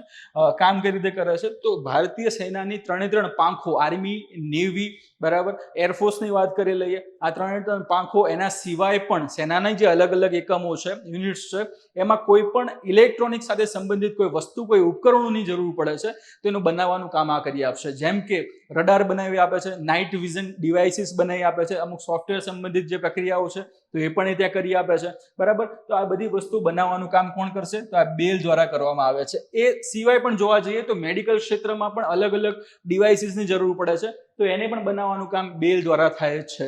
જાહેર જીવનમાં તમે જે વસ્તુ સાથે સારી રીતે અવગત છો એવું આપણું EVM મશીન જે છે, EVM પણ આ BEL બનાવે છે, બરોબર. એ ધ્યાનમાં રાખજો. EVM, જેને આપણે ઇલેક્ટ્રોનિક વોટિંગ મશીન તરીકે ઓળખીએ છીએ, એ કોના દ્વારા બનાવવામાં આવે છે? તો કે BEL દ્વારા બનાવવામાં આવે છે. અને BEL દ્વારા બનાવેલી વસ્તુ બીજી કઈ છે? આ IDDIS ની છે, જેની આપણે ચર્ચા કરી રહ્યા છે, એટલા માટે BEL ચર્ચામાં આવેલું છે. હવે આ IDDIS ની વાત કરીએ તો આખી સિસ્ટમ તમે જોવો છો એ પ્રમાણે, તમે કોઈ પણ એક આવા ટ્રક ઉપર એને માઉન્ટ ત્યાં કરી શકો છો, એક જગ્યાએથી બીજી જગ્યાએ તમે આસાનીથી લઈ જઈ શકો એ પ્રમાણેની આખી એક પોર્ટેબલ સિસ્ટમ છે. આરામથી તમે એક જગ્યાએથી બીજી જગ્યાએ લઈ જઈ શકો છો. તો હવે અહીંયા વાત શેની કરી છે કે એર ડિફેન્સની વાત કરવામાં આવશે. એર ડિફેન્સમાં વસ્તુ શું હોય તો તમે કોઈ પણ જગ્યાએ છો અથવા તમારી કોઈ પણ જગ્યાએ અસ્કયામતો આવેલી છે, બરાબર, તમારી સંપત્તિ ત્યાં રહેલી છે. ભારતની દ્રષ્ટિએ વાત કરવા જઈએ તો બોર્ડર ઉપર અલગ અલગ સેના રહેલી છે. એ સેના શું કરે છે તો સરહદના સંરક્ષણ અને સરહદની અંદર રહેલા ભારતીય વ્યક્તિઓ છે એને સુરક્ષા પાડવાનું કામ એ કરે છે. તો હવે આવા સમયે એટલે કે બોર્ડર ઉપર રહેલા જે સેના જે છે, સેનાના અધિકારીઓ, જવાનોની આપણે વાત કરીએ તો એ પોતાની ત્યાં ફરજ બજાવી રહ્યા હોય. અહીંયા તમે જોઈ લો એ પ્રમાણે કે અહીંયા સેના જે છે, સેનાનો કોઈ પણ જે જવાન છે એ પોતાની ત્યાં ફરજ બજાવી રહ્યો છે, બરોબર, હાથમાં બંદૂક લઈને. ઓકે, તો હા, અહીંયા આ પ્રકારે તે ચિત્ર દોર્યું છે. એ કોઈ પણ પ્રકારની કોઈની પણ ત્યાં આગળ મસ્કરી માટેનું નથી. આ ફક્ત ઉદાહરણ માટે છે, કારણ કે સારી વ્યાકૃતિ હું દોરી શકું એમ નથી એટલા માટે, બરાબર. દોરવા જઈએ તો પછી આપણો સમય આમાં ખૂબ જ વધી જશે. તો કોઈ જવાન છે, બરાબર, એ ત્યાં રહેલો છે. હવે અહીંયા આકાશમાં તમે જોવા જાઓ તો આકાશમાંથી કોઈ પણ એવો થ્રેટ આવી રહ્યો છે. થ્રેટમાં તમે સ્પેશિયલી વાત કરીએ તો આવું કોઈ પણ ડ્રોન ત્યાં આવી રહ્યું હોય, બરાબર, કોઈ પણ ત્યાં ડ્રોન આવી રહ્યું હોય તો આ ડ્રોન હવે આવે છે તો એ આપણને નુકસાન કરવાનું છે કે પોતાની ફોજનું જ છે એ પહેલાં તમારે ઓળખવું પડશે, જાણવું પડશે. તો ફર્સ્ટ આમાં પ્રક્રિયા કઈ આવે છે તો ફર્સ્ટ પ્રક્રિયા ત્યાં આગળ આવશે ડ્રોન ડિટેક્શન. પહેલી વસ્તુ આની અંદર આવે છે એ છે ડિટેક્શન. શું? ડિટેક્ટ, એટલે આને ડિટેક્ટ કરવામાં આવશે. ડિટેક્ટ કોના દ્વારા કરી શકો તમે? રડાર દ્વારા, બરાબર. રડાર દ્વારા તમે કરી શકો છો. એ સિવાય તમે બીજું એમાં જોવા જાઓ તો રડાર સિવાય તમારા જોડે બીજો ઓપ્શન છે RF સેન્સર. RF સેન્સરનો તમે ઉપયોગ કરી શકો છો. એના દ્વારા તમને આની માહિતી મળી શકે છે. બીજું તમે આમાં જોવા જાઓ તો IR કેમેરા છે. IR કેમેરા, ઇન્ફ્રારેડ કેમેરા તરીકે આપણે એને ઓળખીએ છીએ. આના દ્વારા તમે ડિટેક્ટ કરી શકો છો. અથવા તો એકોસ્ટિક સેન્સર કહેવામાં આવે છે, વસ્તુ છે આમાં એકોસ્ટિક સેન્સર. એકોસ્ટિક સેન્સર નામના સેન્સર આવે છે. એ શું કરશે તો આવો ડ્રોન આકાશમાંથી ઉડીને પોતાની તરફ આવી રહ્યું હશે તો એ જે ડ્રોન છે એનો પોતાનો અવાજ ત્યાં હમિંગ, ત્યાં આગળ હમ્પ, એનો જે હમ્પિંગ જે થતું હોય છે, બરોબર, તો એને ડિટેક્ટ કરવા માટે આવા એકોસ્ટિક રડાર ત્યાં કામ કરતા હોય છે. એના અવાજ ઉપરથી પારખશે કોઈ વસ્તુ હવામાં આવી રહી છે, બરાબર, તો અવાજ ઉપરથી પારખી શકે છે. IR કેમેરા છે એ રાત્રિ દરમિયાન ડ્રોન આવી રહ્યું હશે તો એને ત્યાં ડિટેક્ટ કરવા માટે સક્ષમ છે. તો આ બધી સિસ્ટમનો ઉપયોગ કરીને શું થશે, પહેલા તો જે ડ્રોન આવી રહ્યું છે એને ડિટેક્ટ કરવામાં આવશે અને ડિટેક્ટ કરવામાં આવે છે, બરાબર, કે આ દિશામાંથી કોઈ વસ્તુ આવી રહી છે. ચલો, ફર્સ્ટ સ્ટેપ પૂરું થઈ ગયું. સેકન્ડ સ્ટેપ ત્યાં આગળ આવશે આઈડેન્ટિફાઈ કરવામાં આવશે. અને શું કરવામાં આવે છે? ઓળખ કરવામાં આવશે. ઓળખ શું કરવાની છે કે ભાઈ આપણું છે કે પછી બીજા કોઈ દેશનું છે. તો એના માટે શેનો ઉપયોગ કરવામાં આવે છે? AI ડ્રોન ડેટાબેઝનો ઉપયોગ કરવામાં આવે છે. AI એન્ડ ડ્રોન ડેટાબેઝનો એમાં ઉપયોગ કરવામાં આવશે. એટલે એની પછી વાત આગળ આવશે AI એન્ડ ડ્રોન ડેટાબેઝ ત્યાં આવશે. તો એ શું કરશે તો તમને ખબર છે એ પ્રમાણે કે ભારતની અંદર તમે કોઈ પણ નવું ડ્રોન લેવા જાઓ તો એક લિમિટથી વધારે પછી મોટા ડ્રોન છે, અમુક નાના ડ્રોનમાં પણ હવે લગભગ આવી ગયું છે, તો તમારે એનું રજીસ્ટ્રેશન કરવાનું ફરજિયાત છે. તમે એનું રજીસ્ટ્રેશન ત્યાં કરાવેલું હશે, બરાબર. એ સિવાય ભારતીય સેના પાસે જે પણ ડ્રોન છે એનું પણ રજીસ્ટ્રેશન ત્યાં થયેલું હશે. તો એના ઉપરથી, ડેટા ઉપરથી આપણને ખબર પડે કે આ આવનારું જે ડ્રોન છે, બરોબર, એ રજીસ્ટર્ડ ડ્રોન છે, આપણા વાળું છે, બીજા કોઈનું છે, બરોબર. એ જે ડેટા અલગ અલગ ત્યાં રહેલા છે એના આધારે તમે એ વસ્તુને ડિટેક્ટ કરી શકો છો. તમે એને ઓળખી શકો છો, બરોબર, એને આઈડેન્ટિફાઈ કરી શકો છો. અને આઈડેન્ટિફાઈ કર્યા બાદ તમને ખબર પડે છે કે આ આપણું મિત્ર નથી. મિત્ર એટલે કે આપણું ડ્રોન નથી, આ શત્રુનું કોઈ પણ ડ્રોન ત્યાં આવી રહ્યું છે. એટલે તમે અહીંયા શું કરી લીધું? એને ઓળખી લીધું છે. ને ઓળખી લીધા પછીની જે પ્રોસેસ આવે છે, ઓકે, ઓળખી લીધા પછીની જે પ્રોસેસ આવે છે એને કહેવામાં આવે છે ઇન્ટરડિક્શન. એને શું કહેવામાં આવશે? ઇન્ટરડિક્શન કહેવામાં આવે છે. અને ઇન્ટરડિક્શન તરીકે એને ઓળખવામાં આવે છે. એટલે હવે તમારે શું કરવાનું છે? પહેલા તમારે જામર એક્ટિવ કરવાનું છે. શું? જામર તમે એક્ટિવ કરશો એટલે પહેલી વસ્તુ આમાં શું આવશે? જામર, બરાબર. આ ટ્રક તમને બાજુમાં જોવા મળે છે, એમાં આ જે ગોળ રાઉન્ડ જેવો ભાગ છે એ શું છે? એ રડાર છે. આ રડાર્સ છે, બરાબર. આ બીજી વસ્તુ શું છે તો એ જામર છે. ઓકે, જામર. અહીંયા તમને કીધું એ પ્રમાણે ડિટેક્શન શેનાથી થયું તો રડારનો ઉપયોગ ત્યાં થયો હતો. રડારે આપણને માહિતી આપી કે આવું કંઈક વસ્તુ આવી રહી છે. બીજી વસ્તુ પાછળ શું હતું તો કે જામર છે. હવે એનું કામ અહીંયા આગળ શું આવશે એ તમે જુઓ. તો જામર કયા જામર છે? એ RF જામર છે. પાછા રેડિયો ફ્રીક્વન્સી જે હશે ને, રેડિયો ફ્રીક્વન્સી અથવા તો રેડિયો વેવ્સ જે હશે અને તે જામ કરી નાખશે. કેમ? કોઈ પણ ડ્રોન ઉડીને આવી રહ્યું છે તો પોતાની રીતે સ્વાયત્ત રીતે નહીં આવતું હોય, ક્યાંકથી તેને રિમોટલી ઓપરેટ કરવામાં આવી રહ્યું હોય છે, બરાબર. તો રિમોટલી ઓપરેટ કરતા હોય, રિમોટથી લઈને આ જે ઓબ્જેક્ટ જે ડ્રોન ઉડી રહ્યું છે એ બંને વચ્ચે જે કોમ્યુનિકેશન જે થઈ રહ્યું છે એ રેડિયો વેવ્સના માધ્યમથી થતું હોય છે, બરાબર. તો આ રેડિયો વેવ્સને જ તમે જો જામ કરી નાખો, બરાબર, એનું જે કોમ્યુનિકેશન તમે કટ કરી નાખો તો પછી આ કેવું થાય, પેલું પતંગ ચગાવતા હોય ને વચ્ચે જે કોઈ તમારી દોરી કાપી નાખે તો તમારા જોડે પતંગનું કંટ્રોલ રહેતો નથી. સેમ એ રીતની વસ્તુ આમાં થશે. તો એ જામર ત્યાં એક્ટિવ કરીને તમે જે તે ડ્રોન આવે છે એ ડ્રોનને તમે ત્યાં પછી એનું ઇન્ટરડિક્શન કરી શકો છો. આ એક પહેલી વસ્તુ છે. એના સિવાય તમે બીજું શું કરી શકો, તો આના સિવાય આપણા જોડે બીજો ઓપ્શન છે નેટ ગન વાળો. નેટ ગનનો ઉપયોગ કરીને તમે શું કરી શકો, તો નેટ ગન ચલાવવાની છે, ચલાવશો એટલે સીધે જે તે ડ્રોન હતું એના ઉપર આખી આખી ત્યાં નેટ એના ઉપર પડશે અને એના કારણે એ પછી ત્યાં નિષ્ક્રિય થઈ જશે. એના સિવાય તમે શું કરી શકો, ત્રીજું તો લેઝર, ત્યાં આગળ લેઝર અટેક કરી શકો છો. લેઝર અટેક કરીને તમે એને ત્યાં નિષ્ક્રિય કરી શકો છો. ડ્રોન ટુ ડ્રોન પણ ઓપ્શન અવેલેબલ છે. તમે પોતાના તરફથી ડ્રોન ઉડાડો, સામે એ ડ્રોનને જઈને અથડાઈ દો એટલે પછી વસ્તુ એ તૂટી જશે, બરાબર. તો આટલા બધા આપણી જોડે ઓપ્શન છે. એ ઓપ્શનનો ઉપયોગ કરીને આપણે ઇન્ટરડિક્ટ એને કરી શકીએ છીએ. ઓકે, તો આ મેં ટ્રકમાં બતાવ્યું છે એ પ્રમાણે આ બધી સિસ્ટમ ત્યાં આગળ આવશે ને એ પ્રમાણે કામ કરે છે. કોના દ્વારા, તો કે BEL દ્વારા આ વસ્તુને વિકસાવવામાં આવેલી છે. ઓકે, ઇન ડિટેલ તમે જોઈ લો. તો અહીંયા જે કરાર થયા છે, કરાર માટે સહી કરવા માટે જે અલગ અલગ જે અધિકારીઓ છે એ તમને બેઠેલા જોવા મળે છે. આર્મીના ગણવેશની અંદર અલગ અલગ ત્યાં અધિકારીઓ પણ તમને જોવા મળે છે, બરાબર, યુનિફોર્મની અંદર. અહીંયા તમને વાત કરીએ એ પ્રમાણે કે BEL દ્વારા અને DRDO ના સહયોગથી વિકસિત એક અત્યાધુનિક, અહીંયા જુઓ BEL એ બનાવ્યું છે પણ સહયોગ કોણ મળ્યો છે એમાં, DRDO નો પણ સહયોગ મળેલો છે, બરાબર. Defence research and development organisation તરીકે જેને આપણે ઓળખીએ છીએ એના સહયોગથી આ વસ્તુ એને બનાવી છે.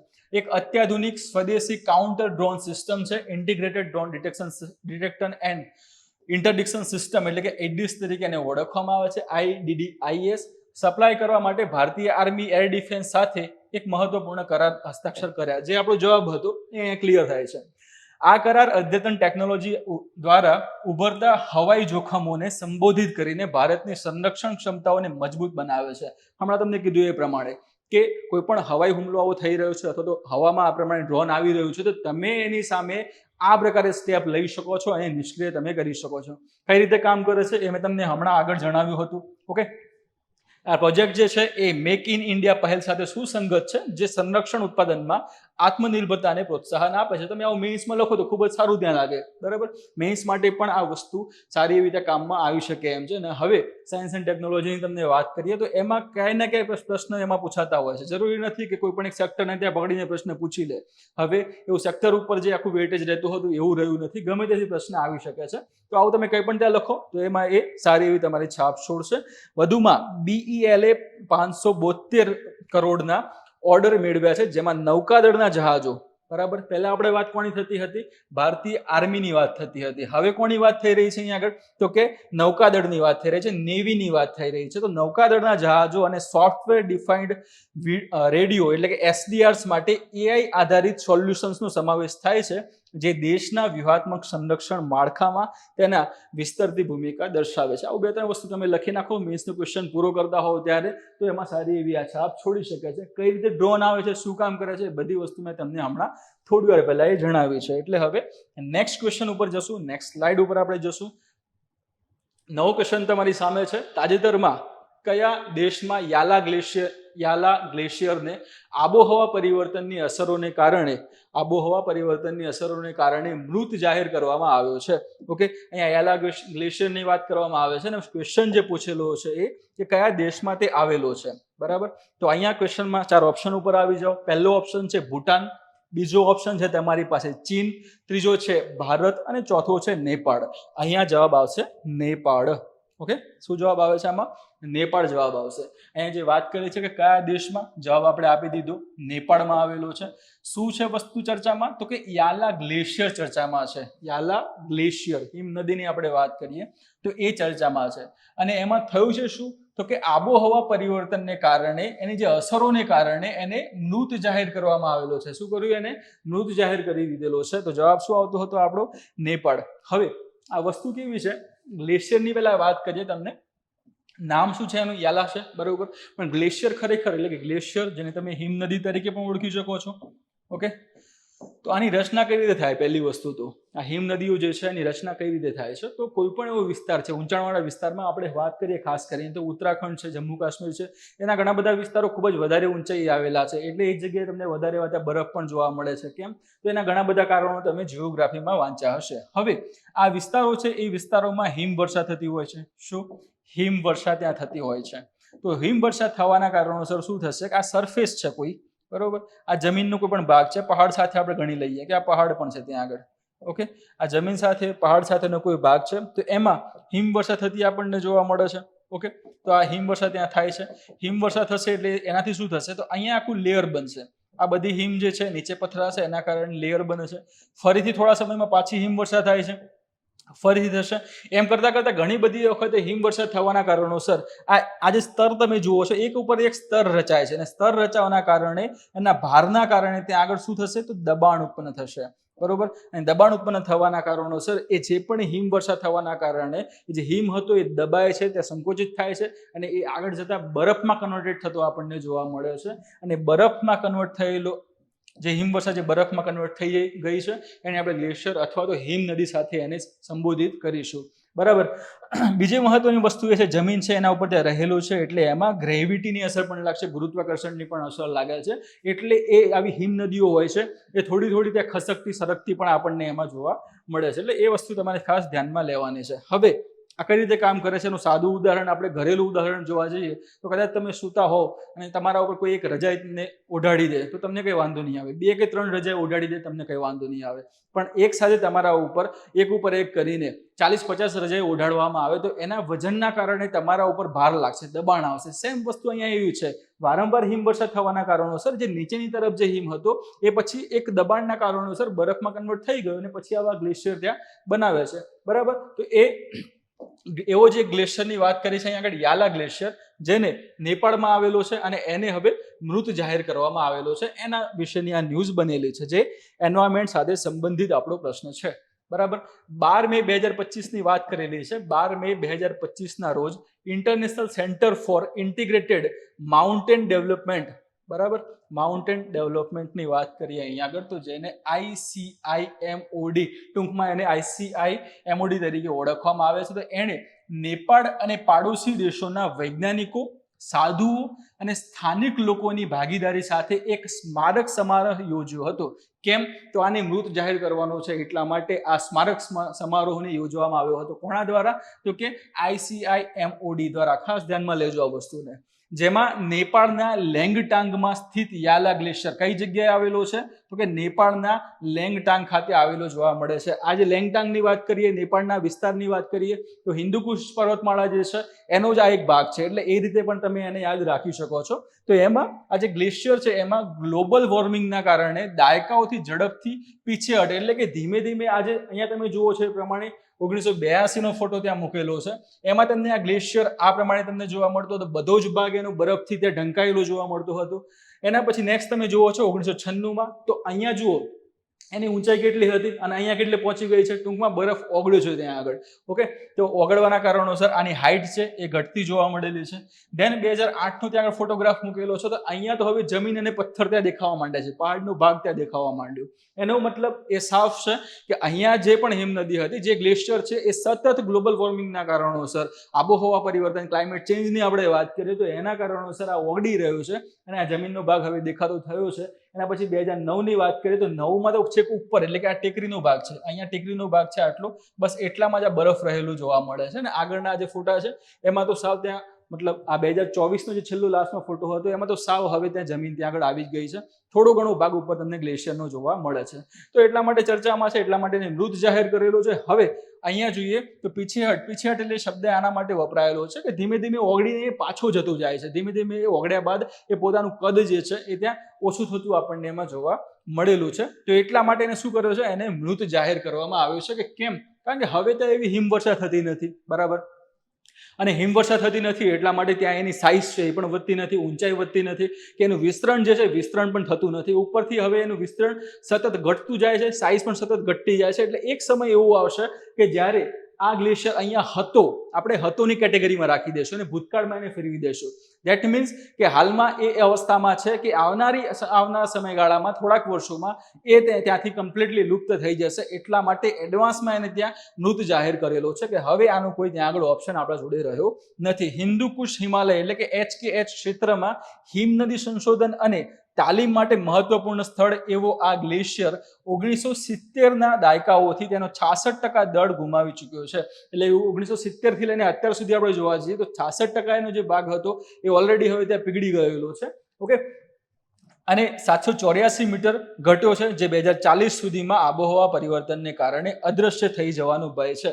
હમણાં તમને વાત કરી એ મુજબ કે હાલમાં તમને થોડું ઘણું પણ જોવા મળે છે, બરાબર. તો થોડું ઘણું જોવા મળે છે એટલા માટે નેપાળ, પછી અહીંયા જે વાત કરી એ પ્રમાણે કે ICIMOD, બરાબર, સાધુઓને બોલાવવામાં આવે છે, પડોશી જે દેશો છે એ બધાને બોલાવવામાં આવે છે. બધાએ ભેગા થઈને ધાર્મિક ક્રિયાવિધિ ત્યાં આગળ કરી છે અને ધાર્મિક ક્રિયાવિધિને અનુસાર આને મૃત ત્યાં આગળ જાહેર કરેલું છે કે ચલો ભાઈ બસ તમે હતા એ હવે અમે ધ્યાનમાં હવે રાખીશું, અહીંયા સુધી તમે હતા એ અમે ધ્યાનમાં હવે રાખીશું, તમે હવે અહીંયાથી લુપ્ત થવાની તૈયારીમાં છો. ક્યાં સુધી વાત કરી છે તો કે 2040 સુધીમાં એ ત્યાંથી અદ્રશ્ય થઈ જવાની સંભાવના છે. અને આ કાર્યક્રમ હિમાલયની હિમ નદીઓ પર આબોહવા પરિવર્તનની વધતી જતી અસરો અને પ્રાદેશિક જળ સુરક્ષા અને પર્યાવરણીય સંતુલનમાં તેની મહત્વપૂર્ણ ભૂમિકા પર પ્રકાશ પાડે છે. ક્લાઇમેટ ચેન્જ, ગ્લોબલ વોર્મિંગ તમને ખબર જ હશે. ગરમીમાં સતત ત્યાં વધારો થતો જોવા મળે છે. ગરમીમાં જે વધારો થાય છે તો એના કારણોસર એ જે નીચેનું જે ટેમ્પરેચર જે છે, નીચેનું જે સ્તર છે એમાં ટેમ્પરેચર જે છે એમાં સતત વધારો થતો જોવા મળે છે. અને હાલમાં એનો અનુભવ ગુજરાતના લોકો પણ કરી રહ્યા છે અને ભારતના પણ અલગ અલગ વિસ્તારમાં આવેલા બધા લોકો કરી રહ્યા છે. તો એના કારણે તમને નોર્મલ જે ગરમી લાગે છે એનાથી વધારે ત્યાં ગરમી ત્યાં વધારે લાગતી જોવા મળે છે. ખાસ એમાં AC છે, રેફ્રિજરેટર છે, આ બધી વસ્તુ તેમાંથી નીકળતા ગેસ છે, બરાબર. તો આ બધી વસ્તુ આ ક્લાઇમેટ ચેન્જ એ બધામાં મોટો એવો રોલ પ્લે કરે છે અને એના પછી પરિણામો તમને આ જોવા મળશે. ગ્લેશિયર પીગળવાનો છે, પીગળવાના કારણોસર શું થશે તો એ જે પણ પાણી છે દરિયામાં જશે, દરિયામાં જવાના કારણે દરિયાઈ સપાટી ત્યાં આગળ ઊંચી આવશે. ઊંચી આવવાના કારણોસર જે દરિયાઈ સપાટી ઉપર અથવા તો એના કિનારા ઉપર રહેલા જે ગામો છે કે જે પણ ત્યાં આગળ જમીનો છે કે કોઈ પણ ત્યાં જૈવ વિવિધતા છે, શહેરો છે, તે બધા પાણીમાં ગરકાવ થઈ જવાની ત્યાં એક ભીતિ રહેલી છે. ઓકે, તો એટલા માટે એના ઉપર ખાસ ધ્યાનમાં લેવામાં આવે છે અને અલગ અલગ સરકારો દ્વારા અલગ અલગ ત્યાં સ્ટેપ લેવામાં આવેલા છે કે ભાઈ તમે ગમે તેમ કરો, ઝાડ વાવો, આ તે, બરાબર, પરંતુ આને કંટ્રોલ કરો તમે, બરાબર. અહીંયા હવે નેક્સ્ટ આપણો ક્વેશ્ચન છે ભારતનું પ્રથમ સમાનવ ડીપ ઓશન મિશન, બરોબર. ભારતનું પ્રથમ સમાનવ ડીપ ઓશન મિશન સમુદ્રયાન કયા વર્ષમાં શરૂ થવાનું છે? સમુદ્રયાનની વાત કરેલી છે. 4 ઓપ્શન છે તમારી પાસે. 4 ઓપ્શન તમને જોવા મળે છે સ્ક્રીન ઉપર એ પ્રમાણે.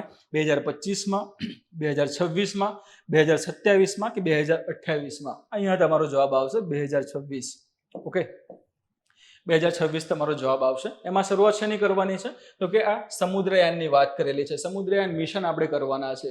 સમુદ્રયાન મિશનમાં શું કરવાનું છે તો દરિયામાં તમે જશો, બરોબર. એટલે તમે એટલે આપણે નથી જવાના. 3 જેટલા ક્રૂ મેમ્બર આની અંદર, આ જે તમને કેપ્સ્યુલ જોવા મળે છે એની અંદર 3 ક્રૂ મેમ્બર આની અંદર બેસી શકે છે.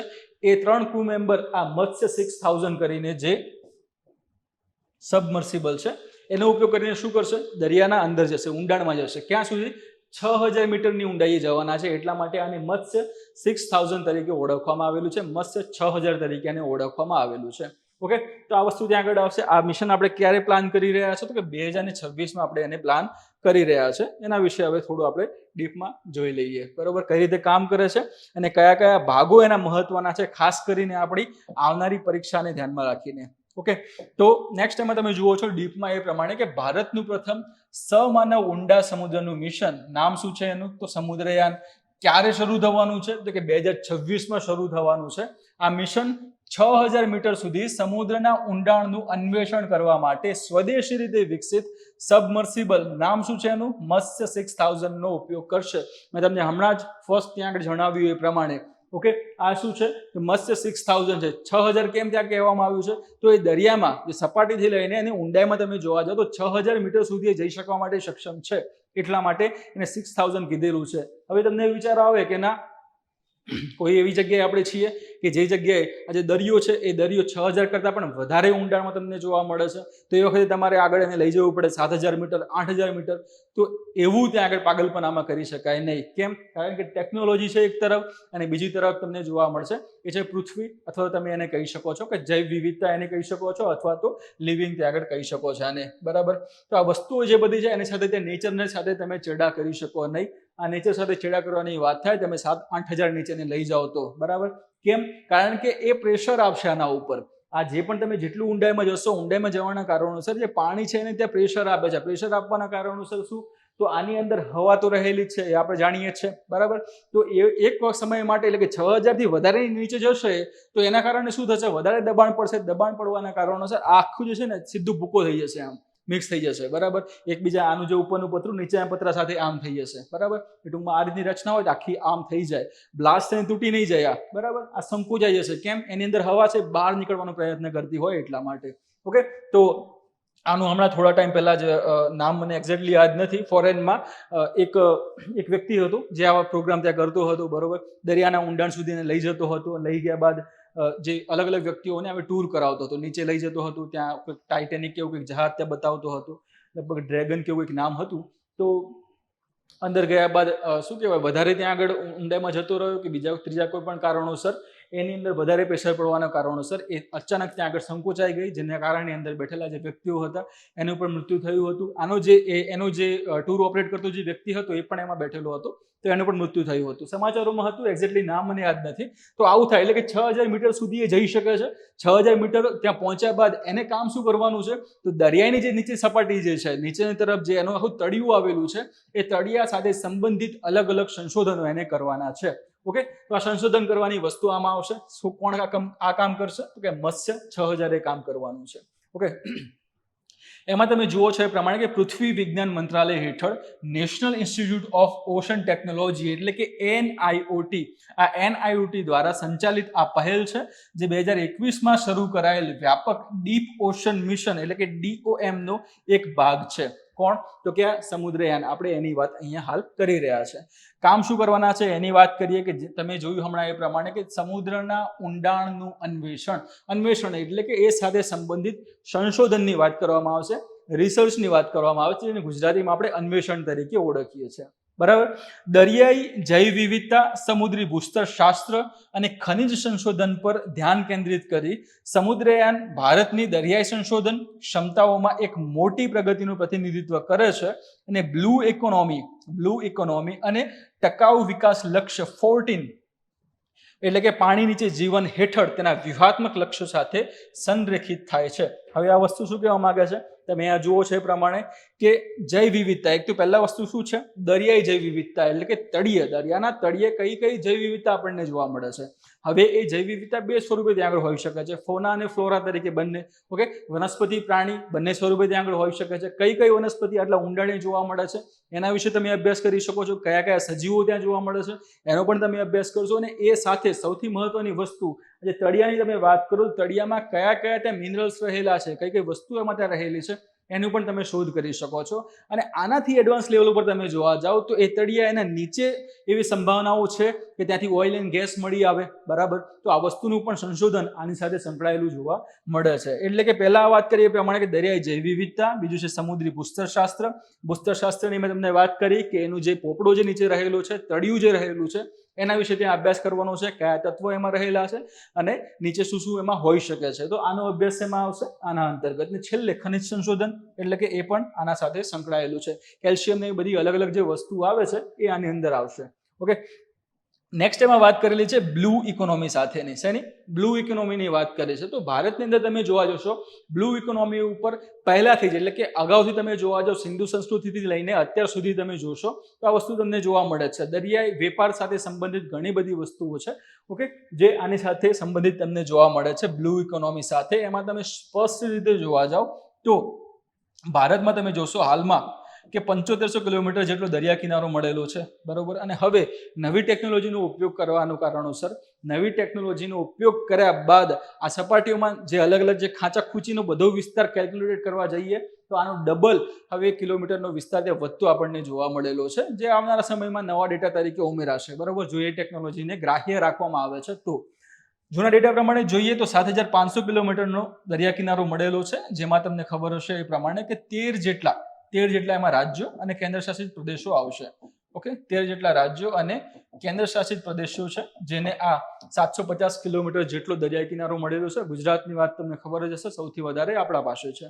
બરાબર. તો આ 13 જેટલા રાજ્યો અને કેન્દ્રશાસિત પ્રદેશોની વાત કરીએ તો એમાં ટોટલ 9 જેટલા મોટા બંદરો છે. 9 જેટલા મોટા બંદરો છે અને 200 થી વધારે તમને નાના બંદરો જોવા મળે છે, જે દરિયાઈ વેપાર અને અલગ અલગ શિપ બિલ્ડિંગ આ તે બધી વસ્તુ સાથે સંકળાયેલા છે. બરાબર. તો આ બધી વસ્તુ શેમાં ભાગ ભજવશે? બ્લુ ઇકોનોમીમાં ત્યાં આગળ ભાગ ભજવશે.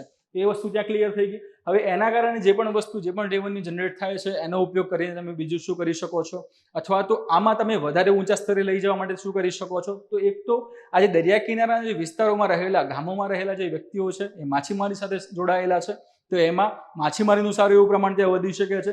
બીજી વસ્તુ, એનાથી પણ ઇકોનોમી ત્યાં ઉપર આવી શકે છે. તો એ દરિયા કિનારાના જે વિસ્તારો છે એની સાથે સંકળાયેલા સમુદાયો છે, તો એનો પણ ઉદ્ધાર આમાં થઈ શકે છે. બરાબર. તો આ ખાસ વસ્તુ ધ્યાનમાં લેજો, બ્લુ ઇકોનોમીને અંતર્ગત. બરાબર. પર્યાવરણ વ્યવસ્થાપન પણ આના અંતર્ગત આવી જશે. અને નેક્સ્ટ વાત કરી છે SDG 40 ની. બરોબર. સસ્ટેનેબલ ડેવલપમેન્ટ ગોલ્સની વાત કરીએ, એમાં જે 14મા નંબરનો ગોલ છે એ શું છે?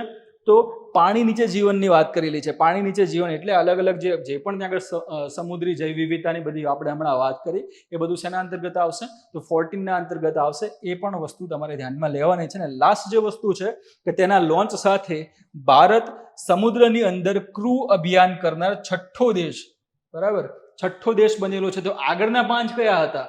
આગળના 5 આવશે. પહેલો તો USA આવી જશે, બીજો છે રશિયા, ત્રીજો છે જાપાન, ચોથો છે ફ્રાન્સ અને 5મો છે ચીન. બરાબર. તો આ 5 દેશો પછી આપણે છઠ્ઠો એવા દેશ હવે બનવા જઈ રહ્યા છે.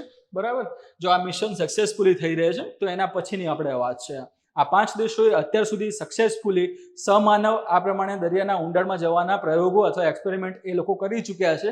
છઠ્ઠા હવે આપણે છે જે આવો પ્રયોગ કરવા જઈ રહ્યા છે. સમાનવ એટલા માટે કીધું કે આ જે કેપ્સ્યુલ જે અંદર જશે, આ જે સબમર્સિબલ અંદર જે જવાની છે, એની અંદર 3 જેટલા ક્રૂ મેમ્બર આપણા રહેવાના છે. ઓકે.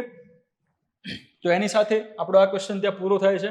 એના પછી નેક્સ્ટ ક્વેશ્ચનની વાત કરીએ તો 2027-28માં લોન્ચ થનારા લ્યુપેક્સ ચંદ્ર મિશનમાં કયો દેશ ભારત સાથે સંયુક્ત રીતે સહયોગ કરી રહ્યો છે? બરાબર. તો અહીંયા આગળ પાર્ટનરની વાત કરવામાં આવે છે કે આવનારા સમયમાં જે આપણે આ જે એક્સપેરિમેન્ટ, આ જે આપણે લ્યુપેક્સ ચંદ્ર મિશન જે કરવાના છે એમાં કયો દેશ આપણા સાથે ભાગીદારી કરવાનું છે, પાર્ટનરશિપમાં આપણા જોડે કોણ ઊભું છે, એવું તમને પ્રશ્ન પૂછેલું છે. 4 ઓપ્શન છે. પહેલો છે જાપાન, બીજો છે રશિયા, ત્રીજો છે ફ્રાન્સ અને ચોથો છે જર્મની. અહીંયા જવાબ શું આવશે? જાપાન જવાબ આવશે આપણો. બરાબર. અહીંયા જાપાન આપણો જવાબ આવે છે. હવે જાપાન સાથે આપણે કયું મિશન કરવાના છે? તો કે લ્યુપેક્સ ચંદ્ર મિશન કરવાના છે. આનું પૂરું નામ શું આવશે? તો કે લ્યુનાર પોલર એક્સપ્લોરેશન. ઓકે. તો આ લ્યુપેક્સનું પૂરું નામ છે. ઠીક. લ્યુપેક્સનું પૂરું નામ આ રહેશે. અને આને ચંદ્રયાન 5 તરીકે પણ ઓળખવામાં આવે છે. ચંદ્રયાન 5 તરીકે પણ ઓળખવામાં આવે છે. ચંદ્ર મિશન જે છે એ 5મા નંબરના ચંદ્ર મિશન તરીકે ઓળખવામાં આવે છે. 5મા નંબરની વાત કરીએ એટલે એના સાથે આપણે આગળના ચંદ્રયાન મિશન પણ જોઈ લઈએ. તો ચંદ્રયાન 1 જે હતું, ચંદ્રયાન 1 જે છે એ ક્યારે થયું હતું? તો કે એ 2008માં થયું હતું. ચંદ્રયાન 2 ક્યારે થયું હતું? તો એ 2 થયું 2019માં. 3 ક્યારે થયું? તો 3 આવશે 2023માં. 4 ક્યારે? તો કે 4 હજુ થયું નથી, પરંતુ 2027માં કરવાનો પ્રોગ્રામ છે, પ્લાન છે 2027માં. બરોબર. અને 5 ની વાત કરીએ, 5 ક્યારે કરવાના છે? તો જાપાનની સાથે ભેગા મળીને આપણે 2027-28માં પ્લાન કરી રહ્યા છે. એટલે હવે અહીંયા તમે જોશો એ પ્રમાણે કે ફર્સ્ટમાં તો ખબર છે આપણે પાણીની શોધ સાથે સંકળાયા હતા, પાણીની શોધ કરી હતી. બરોબર. તો આ વસ્તુ સક્સેસફુલ સારી એવી રીતે રહ્યું હતું. 2 ની વાત કરીએ 2019માં, તો 2માં તમને 3 વસ્તુ ખાસ જોવા મળતી હતી. એક તો ઓર્બિટર હતું, બીજું હતું લેન્ડર અને ત્રીજું હતું રોવર. લેન્ડરનું નામ શું હતું? તો કે વિક્રમ લેન્ડર હતું. શું? વિક્રમ લેન્ડર હતું. રોવર કયું હતું? તો કે પ્રજ્ઞાન. ત્યાં રોવર હતું. બરાબર.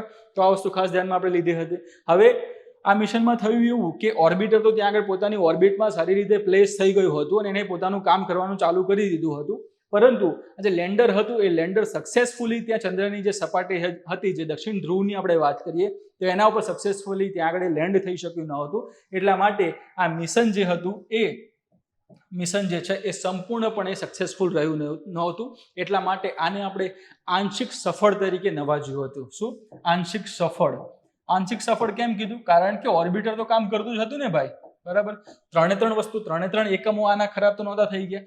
ઓર્બિટર તો ઓર્બિટમાં રહીને ત્યાં ફરતું હતું, ફરીને પોતાનું કામ કરતું જ હતું, બરાબર. એટલા માટે આને આંશિક સફળ કહેવામાં આવ્યું. અને પછી આ જે પણ આપણી ખામીઓ અનિયમિતતાઓ રહી ગઈ એને આપણે સુધારીને 2023માં ચંદ્રયાન 3 મિશન કર્યું, જેની અંદર આપણે જે ચંદ્રની વાત કરીએ, ચંદ્રના દક્ષિણ ધ્રુવ, ચંદ્રનું જે દક્ષિણ ધ્રુવ છે એ દક્ષિણ ધ્રુવ ઉપર આપણે સક્સેસફુલી સફળ લેન્ડિંગ કર્યું હતું, બરોબર.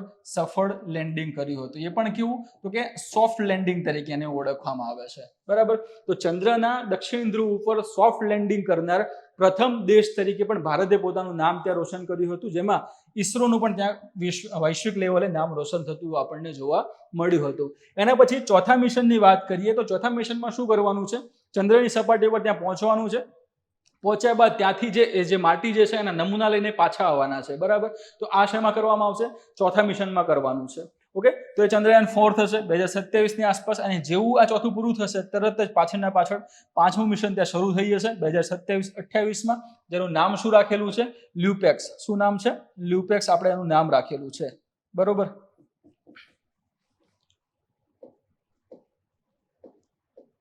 ઓકે, નામ એનું રાખ્યું છે આપણે લ્યુપેક્સ. સુધારી દઈએ આપણે એને સરખી રીતે. લ્યુપેક્સ તરીકે ઓળખ્યું છે. ચંદ્રયાન 5 તરીકે જેને આપણે ઓળખીએ છીએ. ઓકે, આની અંદર ભાગીદારી કોની થઈ રહી છે? તો કે ઇન્ડિયા છે એક તો પહેલા તો, અને બીજું કોણ છે? તો સામે તમને જોવા મળે છે જાપાન. હવે મહત્વની વસ્તુ શું? ઇન્ડિયામાં આજે અવકાશ ક્ષેત્રે પ્રતિનિધિત્વ કરતી અથવા નેતૃત્વ કરતી સંસ્થા કઈ કામ કરી રહી છે? તો એમાં ઈસરો આવશે. એટલે ઇન્ડિયા તરફથી કોણ ભાગ ભજવશે? તો કે ઈસરો.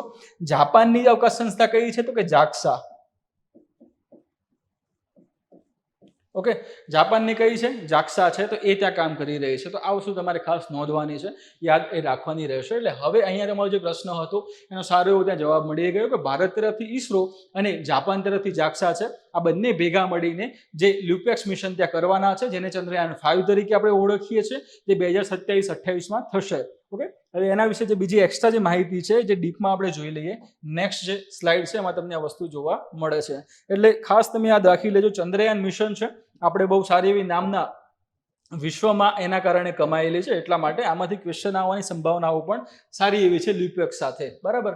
લ્યુપેક્સની વાત કરી ચંદ્રયાન 5 તરીકે આપણે હમણાં વાત કરી એ પ્રમાણે, બરોબર. આની વાત થઈ ચૂકી છે. ક્યારે કરવાનું છે? તો આ મિશન 2027-28માં જાપાનના S3 રોકેટ દ્વારા એને લોન્ચ થવાનું છે. ઓકે, તો S3 રોકેટ ત્યાં આગળ આવશે. હવે S3 રોકેટ કોનું છે? તો કે જાપાનનું છે. એટલે એક વસ્તુ બીજી અહીંયાથી ક્લિયર થશે કે બે અલગ અલગ દેશો છે, બે અલગ અલગ દેશની પ્રમુખ અવકાશ ક્ષેત્રની સંસ્થાઓ છે, એ ભેગા થઈને કામ કરી રહ્યા છે. તો ભેગા થઈને કામ કરશે એટલે જરૂરી નથી કે બધું એક જ જણના માથે આવી જાય.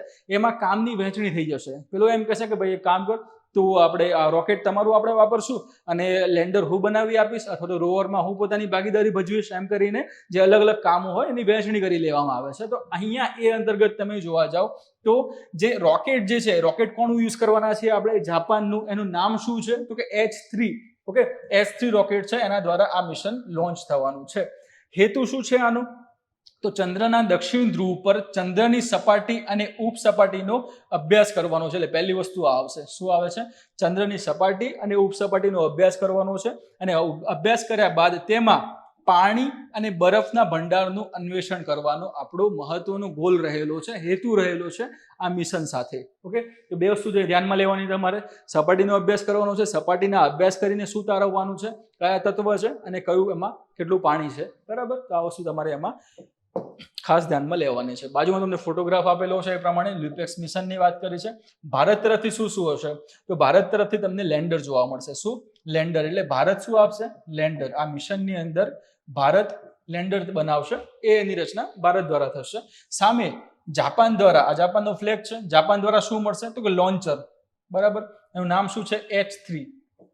H3 લોન્ચર આવશે, એ કોના તરફથી હશે તો કે જાપાન તરફથી. અને એના સિવાય રોવર પણ કોનું હશે તો કે જાપાનનું હશે. ટૂંકમાં બે વસ્તુ ખાસ થઈ ગયા આની અંદર. લ્યુપેક્સની અંદર શું જવાનું છે તો રોકેટ છે, એ કોનું છે જાપાનનું છે. H3 એનું નામ છે, એ ત્યાં લઈને જશે, બરાબર. લેન્ડર છે કોણ બનાવી રહ્યું છે તો ભારતવાળા બનાવી રહ્યા છે. અને રોવર એમાંથી જે નીકળશે નીચે રોવર એ ચંદ્રની સરફેસ ઉપર ત્યાં ફરશે. ઓકે, દક્ષિણ ધ્રુવની જ આપણે વાત કરી રહ્યા છો તો ત્યાં સરફેસ ઉપર ફરશે અને ત્યાં સરફેસ ઉપરથી જે નમૂનાઓ જે છે એટલે કે જે માટી જે પોપડાની વાત કરીએ તો એના નમૂનાઓ એકત્રિત કરશે અને એના ઉપર પછી અલગ અલગ ત્યાં પ્રયોગો કરશે. હવે પ્રયોગોની ત્યાં આગળ વાત કરીએ તો એની અંદર તમે જુઓ છો કે 7 જેટલા એમાં ઉપકરણો લાગેલા છે. 7 જેટલા ઉપકરણો લાગેલા છે. એના પહેલા અહીંયા તમે જોઈ લો કે ઈસરો લેન્ડર બનાવી રહ્યું છે. જાક્સા છે એ 350 કિલોગ્રામનું રોવર. આ તમને આ રોવર જે જોવા મળે છે ને એ કેટલા વજનનું હશે તો કે 350 કિલોગ્રામનું હશે. ઓકે, એટલે તમને ખબર પડી જશે કે આ કઈ નાની એવી વસ્તુ નથી. અને નાની એવી વસ્તુ નથી એટલા માટે જ ભારે ભરખમ એવું સારું એવું તાકાતવાળું શક્તિશાળી એવું લોન્ચરની જરૂર પડે છે. એટલા માટે જ આપણે H3 નો ઉપયોગ એમાં કરી રહ્યા છીએ. તો 350 કિલોગ્રામનું રોવર જે છે એ કોણ બનાવશે તો કે જાપાન બનાવશે. અને રોકેટ પણ કોનું છે તો કે જાપાનનું જ છે. 7 જેટલા અહીંયા તમે જોવો છો એ પ્રમાણે કે 7 જેટલા વૈજ્ઞાનિક સાધનો એટલે કે 7 જેટલા પેલોડ હશે એની ઉપર, બરાબર. જેમાં ESA દ્વારા માસ સ્પેક્ટ્રોમીટર અને નાસાના ન્યુટ્રોન સ્પેક્ટ્રોમીટરનો સમાવેશ થાય છે. ESA ની વાત કરીએ તો યુરોપિયન સ્પેસ એજન્સી તરીકે આને ઓળખવામાં આવે છે. 1975 આની રચના થઈ હતી, સ્થાપના થઈ હતી, બરોબર. જે યુરોપિયન યુનિયનના અલગ અલગ તમે જોવા જાવ તો 22 જેટલા દેશોની અવકાશ ક્ષેત્રે સંશોધન કરતી અથવા તો એમનું પ્રતિનિધિત્વ કરતી સંસ્થા છે. શું નામ છે એનું? ESA, બરાબર. કેટલા દેશોની તો કે 22 જેટલા દેશો યુરોપિયન યુનિયનના આવેલા છે. ક્યારે કરી હતી તો 1975 એની સ્થાપના થઈ હતી. તો એના દ્વારા શું મળેલું છે તો એના દ્વારા માસ સ્પેક્ટ્રોમીટર મળેલું છે. શું? માસ સ્પેક્ટ્રોમીટર. આ શું કરે છે? રોવર નીચે ઉતરે છે, બરાબર. નીચે ઉતર્યા બાદ જે ચંદ્રની આ સપાટીની વાત કરીએ, તમે આ સપાટી અહીંયા આગળ જોઈ રહ્યા છો, આ સપાટી તમને જોવા મળે છે, બરાબર. તો સપાટીમાંથી એ જે માટી જે હતી એ માટીના નમૂના લેવામાં આવશે. તો આ રોવર શું કરશે? આ જે માસ સ્પેક્ટ્રોમીટર શું કરશે તો આમ જે માટીના જે નમૂના છે એ નમૂના એકત્રિત કરશે પહેલા તો. ઓકે, નમૂના ઉપર આયોનાઇઝેશનની પ્રક્રિયા કરવામાં આવશે. કઈ આયોનાઇઝેશનની પ્રક્રિયા કરવામાં આવે છે ને એ બધા જે નમૂનામાં જે માટીના નમૂનાની વાત કરીએ તો એની અંદર રહેલા અલગ અલગ તત્વો જે છે એને આયન સ્વરૂપે પછી ફેરવી નાખશે. કોણ? આયોનાઇઝેશનની પ્રક્રિયા. આયન સ્વરૂપે ફેરવ્યા બાદ એનું એક આખું સ્પેક્ટ્રમ રચાતું આપણને જોવા મળશે. શું? સ્પેક્ટ્રમ રચાતું જોવા મળે છે. ને સ્પેક્ટ્રમને આધારે એની અંદર કયા કયા તત્વોનું કેટલું દ્રવ્યમાન છે એના વિશે માહિતી આપણને મળે છે, બરાબર. કયું તત્વ એટલે કે અહીંયા ક્વેશ્ચન માર્ક કરીએ આપણે તો ક્વેશ્ચન માર્ક વાળું જે તત્વ છે એ તત્વ વિશે પહેલા તો આપણને શું મળશે? એની ઓળખ મળશે. એની ઓળખ થશે કે કયા કયા તત્વો આ પોપડામાં રહેલા છે અને એના દ્રવ્યમાન વિશે આપણને માહિતી મળશે. દ્રવ્યમાન માસ સાથે સંબંધિત આ વસ્તુ, દ્રવ્યમાન એટલે કે માસ, બરાબર. અહીંયા તમે જુઓ કે માસ સ્પેક્ટ્રોમીટર આવશે. એટલે માસ સ્પેક્ટ્રોમીટર આ કામ ત્યાં આગળ કરવાનું છે. એ કોના દ્વારા આપણને આપેલું છે? પેલોડ તરીકે કોણ આવશે એમાં? તો ESA દ્વારા આ વસ્તુ આવેલી છે. નેક્સ્ટ તમે જુઓ છો એ પ્રમાણે અહીંયા નાસાની વાત કરી છે, બરાબર. નાસા એને શું આપ્યું છે તો કે ન્યુટ્રોન સ્પેક્ટ્રોમીટર એને આપેલું છે. ન્યુટ્રોન સ્પેક્ટ્રોમીટર શું કરશે તો આ જે પણ આ સપાટીની આપણે વાત કરીએ એ સપાટીની અંદર રહેલ હાઇડ્રોજન, પહેલું શું છે? હાઇડ્રોજન છે. અથવા તો હાઇડ્રોજન સિવાય તમને કહું તો હાઇડ્રોજન અથવા પાણીના અણુ વિશે માહિતી મેળવવાનું કામ કરશે. એટલે કે તમને પહેલી વસ્તુ ખબર પડી ગઈ કે પોપડાની અંદર કયા કયા તત્વો કેટલા પ્રમાણમાં રહેલા છે એ જાણકારી ક્યાંથી મળશે તો માસ સ્પેક્ટ્રોમીટર ઉપરથી. ઓકે, પછી એ પોપડાની અંદર પાણી રહેલું છે કે કેમ એના વિશે માહિતી ક્યાંથી મળશે તો કે આ ન્યુટ્રોન સ્પેક્ટ્રોમીટર દ્વારા માહિતી આપણને મળે છે. જે એ સરફેસમાં કેટલું પાણી રહેલું છે, બરાબર, કેટલા પાણી હોવાની સંભાવના રહેલી છે, આ બધી વસ્તુ ત્યાંથી મળશે. અને સેમ 2008માં જે ચંદ્રયાન 1 મિશન કરવામાં આવ્યું હતું એ ચંદ્રયાન 1 મિશનની અંદર આ નાસા દ્વારા આપણને CNS આપવામાં આવ્યું હતું. શું? CNS પેલોડ આપવામાં આવ્યો હતો જેનું પૂરું નામ છે ચંદ્રયાન ન્યુટ્રોન સ્પેક્ટ્રોમીટર. અને આ CNS જ પાણીની શોધ ત્યાં કરી હતી કે ચંદ્ર ઉપર ત્યાં પાણી છે. ઓકે, તો આ ખાસ તમે ધ્યાનમાં લેજો આ વસ્તુને. નેક્સ્ટ એમાં જોઈએ આ મિશન ક્યાં સુધી લંબાશે તો કે 100 દિવસનું આ મિશન છે. 100 દિવસ સુધીનું મિશન, 3.5 મહિનાનો પ્રસ્તાવ છે, જે 1 વર્ષ સુધી લંબાવવાની શક્યતા છે અને ચંદ્રના દૂરના ભાગનું અન્વેષણ કરવાનો આ એક પ્રયાસ છે. એટલે કે હાલમાં નક્કી કરેલું છે એ પ્રમાણે 100 દિવસ સુધી આ મિશન ચાલશે, બરાબર. પરંતુ એ 100 દિવસની જગ્યાએ મેક્સિમમ 1 વર્ષ સુધી પણ ત્યાં આગળ એ લંબાઈ શકે છે, એની વાત આમાં કરેલી છે. ઓકે, નેક્સ્ટ જોઈએ હવે. નેક્સ્ટ ક્વેશ્ચન આપણો 18 મે 2025 રોજ 18 મે 2025 રોજ ત્રીજા તબક્કાની ખામીને કારણે ઈસરોનું કયું મિશન અસફળ રહ્યું હતું, બરાબર. ખૂબ જ ચર્ચામાં પણ રહ્યું હતું. કેમ, એના વિશે આપણે વાત કરીએ. ત્રીજા તબક્કાની વાત કરીએ છીએ ખાસ કરીને. તારીખ છે 18 મે 2025, એટલે કે વધારે જૂના કઈ સમાચાર પણ નથી. ખામી ક્યાં આવી હતી તો ત્રીજા તબક્કામાં. ઓકે, કયું મિશનની વાત કરીએ છીએ તો આ બે પ્રશ્નો તમારી સામે છે. 4 ઓપ્શન છે તમારી જોડે: PSLV C60, PSLV C62, PSLV C58 અને PSLV C61. અહીંયા તમારો જવાબ આવશે ડી, PSLV C61 તરીકે આને ઓળખવામાં આવે છે. અહીંયા તમને ઓલરેડી ફોટોગ્રાફમાં કદાચ તમે જોઈ લીધું હશે, ના જોયું હોય તો અત્યારે જોઈ લો. PSLV C61 અથવા તો EOS-09 મિશન તરીકે પણ આને ઓળખવામાં આવે છે. ઓકે, EOS એટલે કે અર્થ ઓબ્ઝર્વેશન સેટેલાઇટ એને કહેવામાં આવે છે. 09 એટલે કે 9મા નંબરનો ત્યાં તમને જોવા મળે છે, જે એનો ત્યાં ક્રમ સૂચવે છે. હવે અહીંયા વાત કરી છે એ મુજબ કે ત્રીજા તબક્કાની ખામીને કારણે, ખામી શેમાં આવી છે તો PSLV C61 નામના રોકેટની અંદર આવેલી છે. એટલે પહેલા આપણે વાત શેની કરવાની છે? PSLV સાથે કરવાની છે, બરાબર. પૂરું નામ એનું શું આવશે તો કે પોલર સેટેલાઇટ લોન્ચ વ્હીકલ તરીકે આપણે જેને ઓળખીએ છીએ. PSLV આપણું 1993માં ફર્સ્ટ એનું ત્યાં આગળ પરીક્ષણ કરવામાં આવ્યું હતું, પરંતુ એ ફર્સ્ટ પરીક્ષણમાં જ આ ભાઈ નાપાસ ત્યાં થયા હતા. એટલે કે ટૂંકમાં 1993માં જે પરીક્ષણ થયું એમાં એ નિષ્ફળ રહ્યું હતું. એના પછી 1994માં ફરીથી પ્રક્ષેપણ કરવામાં આવે છે, ત્યારે એ સંપૂર્ણ રીતે સફળ થતું આપણને જોવા મળે છે.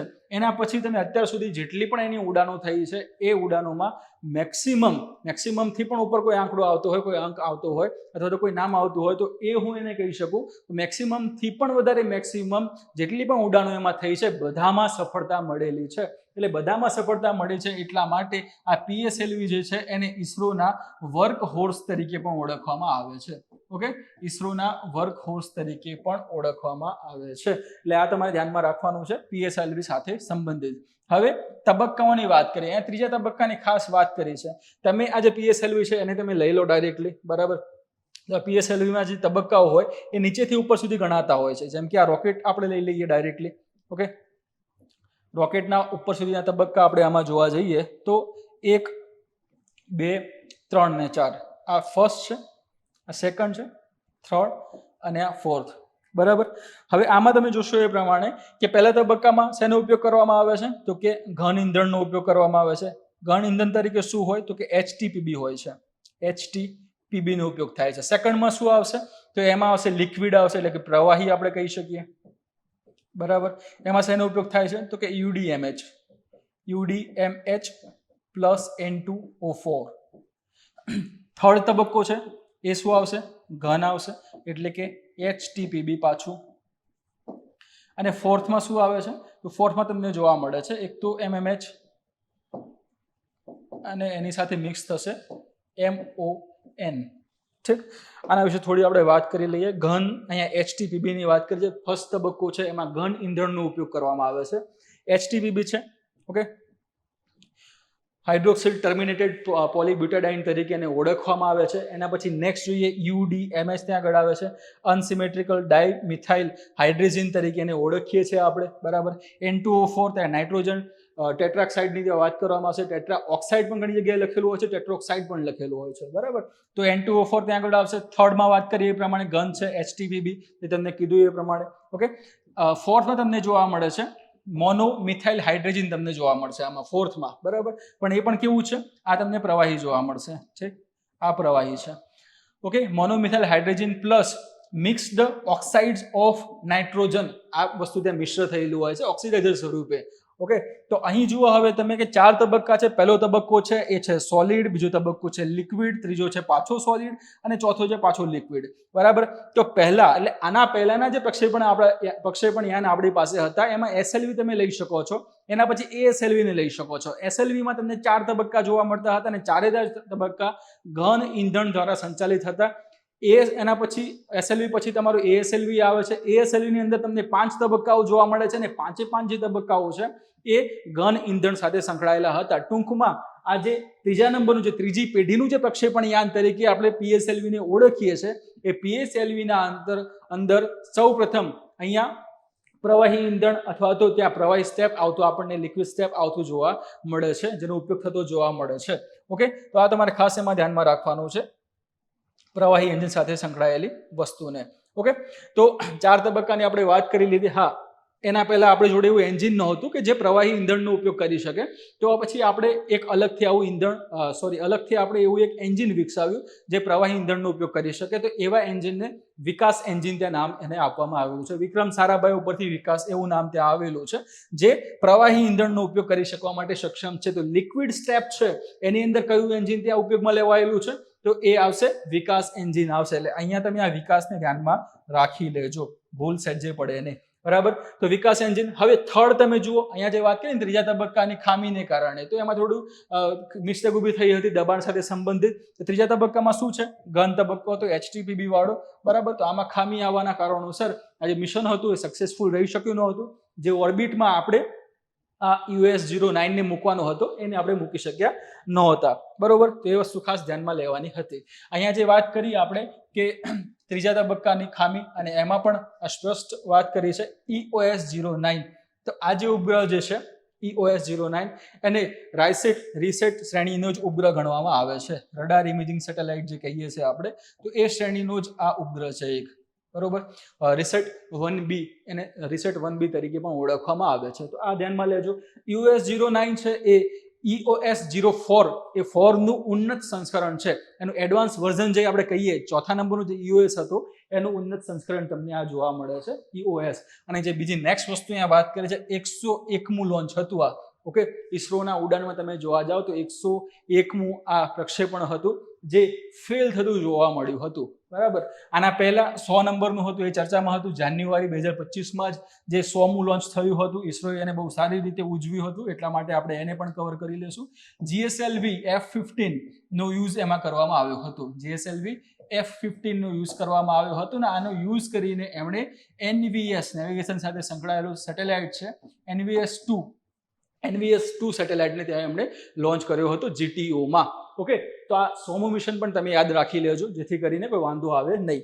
નેક્સ્ટ એમાં થોડું જોઈ લઈએ એક્સ્ટ્રા જે બીજી વસ્તુઓ છે નાની એવી. એમાં ફર્સ્ટ તમે જોઈ રહ્યા છો એ પ્રમાણે કે ઈસરો દ્વારા 18 મે 2025ના રોજ લોન્ચ કરાયેલ PSLV C-61 મિશનનો ઉદ્દેશ્ય EOS-09 પૃથ્વી નિરીક્ષણ ઉપગ્રહ. બરોબર. તો આ ઉપગ્રહ કેવો છે? પૃથ્વી નિરીક્ષણ ઉપગ્રહ છે. તો એની થોડી આપણે વાત કરી લઈએ. પૃથ્વી નિરીક્ષણમાં શું શું વસ્તુઓ કરી શકે છે? તો એક તો પહેલા દેખરેખની વસ્તુઓ કરી શકવા માટે સક્ષમ છે. કૃષિ સાથે સંબંધિત ડેટા આપવાના હોય તો એ પણ કરી શકવા માટે સક્ષમ છે. આબોહવા સાથે ડિઝાસ્ટર મેનેજમેન્ટ માટે જે ડેટા જરૂરી છે તો એ પણ ડેટા આપી શકવા સક્ષમ છે. ભેજ ઉપર કામ કરીને ભેજ સાથે સંબંધિત જે ડેટા આપવાનો હોય તો એ પણ એ આપી શકે છે. બરોબર. તો આવા ઘણા બધા કાર્ય કરી શકવા માટે સક્ષમ હતો. કયો? આપણો આ EOS-09. બરાબર. તો પૃથ્વી નિરીક્ષણ ઉપગ્રહને સ્થાપિત કરવાનો હતો, પરંતુ લોન્ચ વાહનના એટલે કે જે લોન્ચિંગ વ્હીકલ PSLV ની આપણે વાત કરી રહ્યા છે એના ત્રીજા તબક્કામાં ખામીને કારણે તે કેવું થયું? તો એ નિષ્ફળ જતું આપણને જોવા મળે છે. બરાબર. નેક્સ્ટ તમે જોશો તો ખાસ કરીને ત્રીજા તબક્કાના સોલિડ રોકેટ મોટર ચેમ્બર પ્રેશરમાં ઘટાડો થવાના કારણોસર શું થયું છે? એમાં ઘટાડો થઈ ગયો. સોલિડ મોટર જે હતી એમાં, રોકેટ મોટરમાં. બરોબર. તો એ ચેમ્બરમાં ઘટાડો થવાના કારણોસર, એ પ્રેશરમાં ઘટાડો થવાના કારણોસર આ વસ્તુ થઈ અને એના કારણે મિશન કેવું થયું? અનસક્સેસફુલ, નિષ્ફળ રહ્યું હતું. બરાબર. ઉપગ્રહને ક્યાં આપણે મૂકવાનો હતો? તો કે SSPO-માં મૂકવાનો હતો. હવે SSPO તમને ખબર ના હોય તો તમને જણાવી દઉં કે કક્ષા જે હોય છે, કક્ષાના અલગ અલગ પ્રકારો આપણને જોવા મળે છે. બરાબર. એના અલગ અલગ પ્રકારોમાં તમે જોશો તો લો અર્થ ઓર્બિટ આવે છે, એના પછી મીડિયમ અર્થ ઓર્બિટ આવે છે, હાઈ અર્થ ઓર્બિટ આવે છે. બરાબર. જેની અંદર તમે જીઓસિંક્રોનસ, જીઓ સ્ટેશનરી આ બધાનો ઉલ્લેખ એમાં કરી શકો છો. તો સેમ અહીંયા આગળ SSPO ની વાત કરીએ તો SSPO ક્યાં આવશે? તો પહેલું આપણે લિયો છે, બરાબર, લો અર્થ ઓર્બિટ, જે તમને 160 કિલોમીટરથી લઈને 2000 કિલોમીટરની ઊંચાઈ સુધી વિસ્તરેલી જોવા મળે છે. આ લિયોના પેટા પ્રકાર તમને જોવા મળશે એ મુજબ એક તો પોલર ઓર્બિટ આવે છે અને બીજો આવે છે SSO, ઓકે, સન સિંક્રોનસ ઓર્બિટ તરીકે આપણે જેને ઓળખીએ છીએ, બરાબર. તો આ SSO જે છે એના પણ બીજો એક પ્રકાર પડે છે. એના પેટા પ્રકારો જે છે એ પેટા પ્રકાર માનો એક પેટા પ્રકાર છે SSPO, સન સિંક્રોનસ પોલર ઓર્બિટ તરીકે આપણે એને ઓળખીએ છીએ. હવે આ સન સિંક્રોનસ પોલર ઓર્બિટ છે કેટલી ઊંચાઈએ આવેલી છે તો કે 600 કિલોમીટરથી લઈને 800 કિલોમીટર ઊંચાઈએ આવેલી આ જોવા મળે છે. અને આ ઓર્બિટની અંદર રાખેલો જે ઉપગ્રહ છે એ પોતાનું એક ચક્ર એટલે કે પૃથ્વીની ફરતે પોતાનો એક આંટો પૂરો કરવામાં કેટલો સમય લેશે તો કે 100 મિનિટની અંદર એ એક ચક્ર ત્યાં પૂર્ણ કરે છે. પૃથ્વીના આસપાસ એ એક રાઉન્ડ 100 મિનિટમાં પૂર્ણ કરતો જોવા મળશે. કોણ? તો SSPO ની અંદર રાખેલો ઉપગ્રહ. ઓકે, તો નજીક હશે તો વધારે સારી રીતે પૃથ્વીનું સારું નિરીક્ષણ કરી શકશે. એટલા માટે આવા બધા ઉપગ્રહોને SSPO માં રાખવામાં આવે છે. SSPO માં બીજા કયા ઉપગ્રહ હોઈ શકે તો એમાં આપણો એક કાર્ટોસેટ સિરીઝ છે, એના પણ ઘણા બધા ઉપગ્રહો ત્યાં આગળ છે. ઓશન સેટ છે તો એ પણ ઉપગ્રહ તમને SSPO માં જોવા મળે છે. રીસેટની આપણે વાત કરી, રડાર ઇમેજિંગ સેટેલાઇટ જેને આપણે કહીએ છીએ, તો એ પણ તમને અહીંયા જોવા મળે છે. અને સારી રીતે પૃથ્વીનું નિરીક્ષણ કરી શકે એટલા માટે આ જે EOS-4 ની આપણે વાત કરીએ તો એની અંદર કઈ વસ્તુ હતી તો સી બેન્ડમાં કામ કરી શકે એવું સિન્થેટિક અપાર્ચર રડારની વાત કરીએ એ તમને આની અંદર જોવા મળે છે. સી બેન્ડ સિન્થેટિક અપાર્ચર રડાર જે હતું એ આની અંદર જોવા મળતું હતું, જે કોઈ પણ વિષમ જેવી મિશન પરિસ્થિતિઓમાં રાત્રિ સમયમાં પણ સારામાં સારી ઉચ્ચ કક્ષાની છબીઓ અથવા તો ઉચ્ચ રેઝોલ્યુશન વાળી છબીઓ પ્રદાન કરી શકવા માટે સક્ષમ હોય છે, બરાબર. તો એ વસ્તુ તમે SAR ને તમે ધ્યાનમાં લેજો. ઇસરોનું 101મું મિશન અને PSLV નો ઉપયોગ કરીને 63મું મિશન હતું, બરોબર. તો ઇસરોનું કયું હતું 101મું અને PSLV દ્વારા અલગ અલગ જે લોન્ચ કરવામાં આવ્યા હોય, જેમ કે 100મું મિશન કોના દ્વારા કર્યું હતું આપણે GSLV F-15 નો ઉપયોગ કરીને, બરાબર. તો અહીંયા આગળ 101મું કોના દ્વારા કર્યું આપણે તો કે PSLV દ્વારા કર્યું. તો આ રીતે PSLV ની કેટલી ઉડાનો થઈ ગઈ તો PSLV ની ટોટલ આ 63મી ઉડાન હતી, જેમાં એ નિષ્ફળ ત્યાં આગળ રહેલી છે, બરોબર. એટલે કે 3 થી 4 જેટલા એને નિષ્ફળતાઓ મળી છે, બાકી બધામાં આ ભાઈને સફળતા સારી એવી મળેલી છે. એટલા માટે એને ઇસરોના વર્ક હોર્સ તરીકે ઓળખવામાં આવે છે. ઓકે, EOS-09 ઉપગ્રહમાં સિન્થેટિક એપર્ચર રડાર, હમણાં તમને વાત કરી એ પ્રમાણે એ પેલોડ હતો જે તમામ હવામાનમાં પૃથ્વીની છબીઓ કેપ્ચર કરવા માટે સક્ષમ છે, જેની હમણાં ચર્ચા આપણે કરી છે. 1993 પછી એટલે કે ફર્સ્ટ PSLV ને ક્યારે ઇન્ટ્રોડ્યુસ કરવામાં આવ્યું હતું 1993માં એને ફર્સ્ટ ટાઈમ ઇન્ટ્રોડ્યુસ કરવામાં આવ્યું હતું. તો ત્યાંથી લઈને આ PSLV ના ઇતિહાસમાં ફક્ત ત્રીજી નિષ્ફળતા હતી, જે અદ્યતન અવકાશ ટેકનોલોજી મિશનમાં પડકારો અને સંપૂર્ણ તપાસ અને સુધારણા માટે ઇસરોની પ્રતિબદ્ધતા પર પ્રકાશ પાડે છે. ટૂંકમાં આ વસ્તુ આ પ્રમાણે આમાં થઈ હતી, એટલા માટે કરંટમાં છે ને આપણે એને ત્યાં ધ્યાનમાં હાલમાં લઈ રહ્યા છે, બરોબર. તો ખાસ તમારે ધ્યાનમાં રાખવાનું છે. SLV ની વાત કરી લીધી, ASLV પણ આવી ગયું, બરોબર. PSLV પણ આપણું આવી ગયું, જોડે જોડે GSLV ની પણ ચર્ચા થઈ ગઈ અને એમાં એને સંબંધિત જે કક્ષાઓની વાત કરતા હતા તો કક્ષાઓની પણ ચર્ચા આમાં થઈ ગઈ, એટલે કક્ષાઓ પણ તમારી ત્યાં કવર થઈ જશે. એટલે ક્વેશ્ચન ત્યાંથી પણ નીકળી શકે દોસ્ત, બરાબર. ત્યાંથી પણ ક્વેશ્ચન નીકળી શકે એમ છે. એટલે પછી એ વખતે અમે વેમમાં નહીં રહેવું કે ના ભાઈ પ્રશ્ન શેનો હતો તો કે EOS નો પ્રશ્ન એ જ પૂછાય, જરૂરી નથી એને ક્યાં મૂકવાનું હતું, એ કક્ષા વિશે પણ પ્રશ્ન આવે. અને આને જ કહેવાય કરંટ બેઝડ, એટલે કરંટને આધારિત, સમજ્યા, વસ્તુ કઈ કરંટમાં છે અને એનું મૂળ તમારા સબ્જેક્ટમાં ક્યાં રહેલું છે તો એમાંથી પ્રશ્ન નીકળે અને કરંટ બેઝ ક્વેશ્ચન આપણે કહીએ છીએ. ઓકે, નેક્સ્ટ ક્વેશ્ચન છે કયા દેશના વૈજ્ઞાનિકોએ super fast charging sodium ion battery SIB વિકસાવી છે? 4 ઓપ્શન છે તમારી પાસે, USA, ભારત, ઇઝરાયલ અને ચીન. ઓકે, અહીંયા તમારો જવાબ શું આવશે? ભારત આવશે, બરાબર. ભારતના 2 વૈજ્ઞાનિકો છે, એમના દ્વારા આ સોડિયમ આયન બેટરીની આપણે વાત કરીએ SIB એને વિકસાવવામાં આવેલી છે. ઓકે, એના વિશે આપણે સરખી એવી રીતે નીચે ડીપમાં જોઈ લઈએ. નેક્સ્ટ એની સ્લાઇડ છે, એમાં વસ્તુ કમ્પ્લીટલી બતાવે છે કે કઈ રીતે આ સોડિયમ આયન બેટરી છે એ કામ કરે છે અને આપણા માટે અને ખાસ કરીને પર્યાવરણ માટે પણ કઈ રીતે સારી એવી એ ઉપયોગી છે એની ચર્ચા આમાં કરેલી છે. ઠીક છે, ચલો એની ઇન ડિટેલ માહિતી આપણે મેળવીએ. વિજ્ઞાન અને ટેકનોલોજી વિભાગ એટલે કે DST ની વાત કરવામાં આવશે. Department of science and technology હેઠળ કાર્યરત સંશોધન ટીમે એક super fast charging sodium ion battery એટલે કે SIB વિકસાવી છે, જે ફક્ત 6 મિનિટમાં 80% સુધી ચાર્જ કરી શકે છે. એટલે કે તમે વિચારી લો તમારા જોડે એવી બેટરી ઉપલબ્ધ છે, બરાબર, જે ડિસ્ચાર્જ થઈ ગયા બાદ 6 મિનિટમાં તમે એને 80% સુધી ચાર્જ કરી શકો છો. ઓકે, અત્યારે તમે જોયું હશે ઘણા બધા EVs ની અંદર લિથિયમ આયન બેટરી હોય છે. લિથિયમ આયન એટલે LIB તરીકે આપણે એને ઓળખશું. ઓકે, તો એ ઘણા બધા અલગ અલગ EVsમાં તમને લિથિયમ આયન બેટરી જોવા મળે છે. એનો સમયગાળો, ચાર્જિંગ થવાનો સમયગાળો ખૂબ જ વધારે એવો જોવા મળે છે. ઓકે, અલગ અલગ વેરિયન્ટ ઉપર અલગ અલગ એનો ત્યાં પ્રકાર એમાં હોઈ શકે છે. અહીંયા વાત કરી છે એ પ્રમાણે કે આવી બેટરીનો જો ઉપયોગ કરવામાં આવશે તો 6 મિનિટમાં 80% સુધી એ ચાર્જ થઈ જશે અને ટોટલ 3000 થી પણ વધુ ચાર્જ ચક્ર એ ચાલે છે. ચાર્જ ચક્ર એટલે શું? તો તમે એકવાર યુઝ કરી, 2 વાર તમે એને ફૂલ ચાર્જ કરી, 3 વાર તમે ચાર્જ કરી આ પ્રમાણે, બરાબર. તો એવી વારંવાર એવું તમે 3000 વખત તમે એને ચાર્જ કરીને ઉપયોગમાં લઈ શકો છો. તો આ એ વસ્તુની વાત એમાં કરી છે. ઓકે, SIB ની વાત કરીએ. SIB એટલે શું? તો કે SIB નું પૂરું નામ છે સોડિયમ આયન બેટરી, જેને આપણે ટૂંકમાં હવે SIB તરીકે ઓળખશું. LIB એટલે શું? કે લિથિયમ આયન બેટરી. તો આ LIB SIB શબ્દો અહીંયા જોડાયેલા છે. SIB એ લિથિયમ બેટરી જેવી જ રિચાર્જેબલ બેટરીનો એક પ્રકાર છે. ઓકે, તો તમે આ બેટરીને શું કરી શકશો? રિચાર્જ કરી શકશો, જેની હમણાં વાત કરેલી છે. પરંતુ તે લિથિયમ આયનો Li+ ને બદલે સોડિયમ આયનો Na+ નો ઉપયોગ કરીને ચાર્જ વહન કરે છે. તો આ જ વસ્તુ ખાસ ચર્ચામાં છે, એટલા માટે ન્યૂઝમાં વસ્તુ આપણને આવતી જોવા મળેલી છે. કેમ, કઈ રીતે? તો લિથિયમની વાત કરીએ ને તો એક દુર્લભ તત્વ તરીકે આપણે એને જાણીએ છીએ. એના ભંડારો અલગ અલગ દેશો પાસે અલગ અલગ પ્રમાણમાં રહેલા છે. ચીનની વાત, ચીને ત્યાં આગળ વાત કરી હતી કે ચીન જોડે લિથિયમનો ખૂબ જ મોટો એવો ભંડાર તેમને મળી આવ્યો છે, જેનો ઉપયોગ કરીને એ આ ક્ષેત્રમાં આગળ વધી શકશે, લિથિયમ આયન બેટરી તે બનાવી શકશે અને આગળ પછી એ આવી શકે છે. તો હવે એના ઓપ્શનમાં લિથિયમ જે છે બેટરી બનાવો છો, વસ્તુ બધી ઓકે છે, પરંતુ એનો જે સમયગાળો જે છે, ચાલવાનો સમયગાળો, એને ફરીથી રિચાર્જ કરવાનો સમયગાળો, બરાબર, પછી આ જે તત્વ જે મળેલું છે એનો ઉપયોગ કરીને બેટરી બનાવી, અલગ અલગ વિષમ પરિસ્થિતિઓમાં એને જાળવી રાખવી, આ બધી વસ્તુઓ ખૂબ જ ખર્ચાળ એવી ત્યાં તમને જોવા મળશે. અને એનો સારામાં સારો બેસ્ટ ઓપ્શન હાલમાં મળ્યો છે આપણને SIB સ્વરૂપે, એટલે કે સોડિયમ આયન બેટરી તરીકે. તો એમાં તમે જુઓ અહીંયા આગળ, તો સોડિયમ આયન બેટરીમાં શું આવશે? તો સોડિયમ આયનો એની ઉપર કેરી થતા જોવા મળે છે. સોડિયમ આયન બેટરી SIB કેવી રીતે કાર્ય કરે છે એની આપણે વાત કરીએ તો ડિસ્ચાર્જ જ્યારે થઈ જશે તો ડિસ્ચાર્જ દરમિયાન સોડિયમ આયનો એનોડથી કેથોડ તરફ જાય છે અને ચાર્જિંગ દરમિયાન સોડિયમ આયનો જે છે એ એનોડમાં પાછા ફરે છે.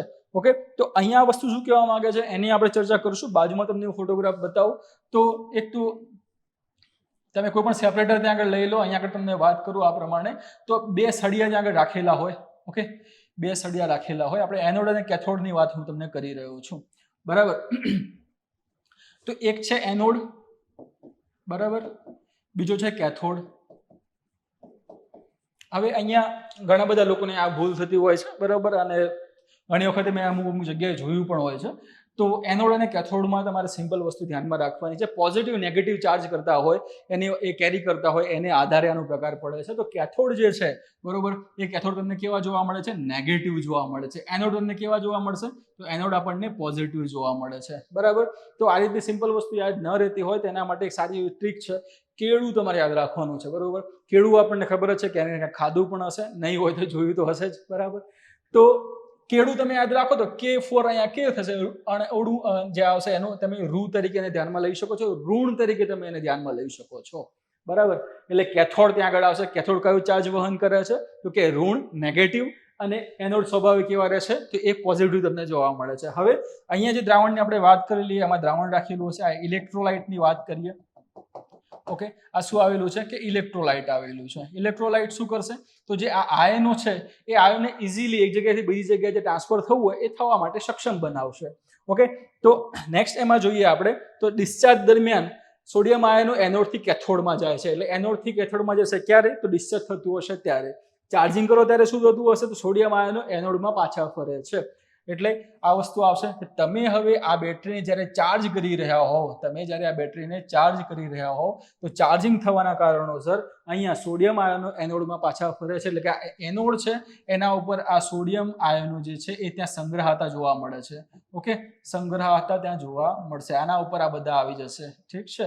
ધીમે ધીમે જેમ ચાર્જિંગ થશે એમ બધા આયનો અહીંયા આગળ આવી જશે અને જેમ જેમ પછી એ બેટરીનો વપરાશ થશે, બરોબર, ચાર્જિંગની અવસ્થામાંથી તમે એને કાઢી લીધી છે, હવે આનો જેમ વપરાશ થઈ રહ્યો છે એમ જેમ જેમ એનો વપરાશ થશે એમ એમ અહીંયાથી સોડિયમ આયનો સામેની તરફ જશે, એટલે કે નેગેટિવ તરફ. એટલે એ ક્યાં જશે? તો કે કેથોડ તરફ જશે. જ્યારે તમે ચાર્જિંગ કરો છો તો ચાર્જિંગ કરશો ત્યારે સોડિયમ આયન કઈ જગ્યાએ સંગ્રહિત થશે? તો કે એનોડ ઉપર સંગ્રહિત થશે. અને જ્યારે જેમ જેમ બેટરી ડિસ્ચાર્જ થતી હોય, વપરાતી જતી હોય, એમ એમ સોડિયમ આયનો ક્યાં જશે? કેથોડ તરફ જશે. તો એક સ્ટેપ એવું આવશે કે જ્યારે આ બેટરી ડિસ્ચાર્જ થઈ જશે સંપૂર્ણપણે, ત્યાં ખાલી થઈ જશે, આ બધા સોડિયમ આયનો ક્યાં પહોંચી જશે? તો કે અહીંયા પહોંચી જશે. ત્યાં પહોંચવા માટે એને શેનો ઉપયોગ કર્યો? તો કે આ જે દ્રાવણ ઇલેક્ટ્રોલાઇટ એની અંદર જે રાખેલું હોય છે એનો ઉપયોગ એને કરેલો છે. આ બંનેને અલગ કરવા માટે સેપરેટરનો ઉપયોગ કરવામાં આવે છે. ઓકે, તો એક અવસ્થા એવી આવશે કે જ્યારે બધા જ જે સોડિયમ આયનો છે એ આ તરફ આવી જશે, અહીંયા કઈ ત્યાં રહેશે નહીં, અને ફરીથી પછી આ બેટરીને ચાર્જ કરવામાં આવશે. ચાર્જ કરવામાં આવશે ત્યારે બધા સોડિયમ આયનો ફરીથી આના ઉપર પાછા ફરશે. સમજી ગયા? આ રીતે આ કામ કરતું આપણને જોવા મળે છે. હવે અહીંયા જે વાત કરી છે કે એનોડ કેથોડ, આ સોડિયમ આયનની એ બધી ત્યાં વાત કરી છે, તો આની અંદર ક્યાંય પણ કોબાલ્ટ અને નિકલ આ બંને ધાતુઓનો ઉપયોગ થતો નથી, બરોબર. આ બંને વસ્તુનો ઉપયોગ થતો નથી, નિકલ અને કોબાલ્ટ. એટલા માટે આ પર્યાવરણ માટે ફાયદાકારક છે. કેમ? તો નિકલ અને કોબાલ્ટની વાત કરીએ તો પર્યાવરણ માટે નુકસાનકારક એવી બે વસ્તુઓ છે, એટલે આપણને એને ખાસ ધ્યાનમાં રાખવાની છે અને આ લોકોએ પણ એને ખાસ ધ્યાનમાં રાખેલી છે. લિથિયમ આયન બેટરી જે છે એની અંદર કોબાલ્ટ અને નિકલનો ઉપયોગ થયેલો છે, એટલા માટે એ પર્યાવરણ માટે સારી એવા મોટા એવા પ્રમાણમાં એ નુકસાનકારક સાબિત થયેલી છે. અને અહીંયા આગળ સોડિયમ આયન બેટરી જે આપણી SiB છે એની અંદર ક્યાંય નિકોલ કે પછી નિકોલ નહીં આવે, એ તો આપણા અમદાવાદનો વિસ્તાર છે, બરાબર.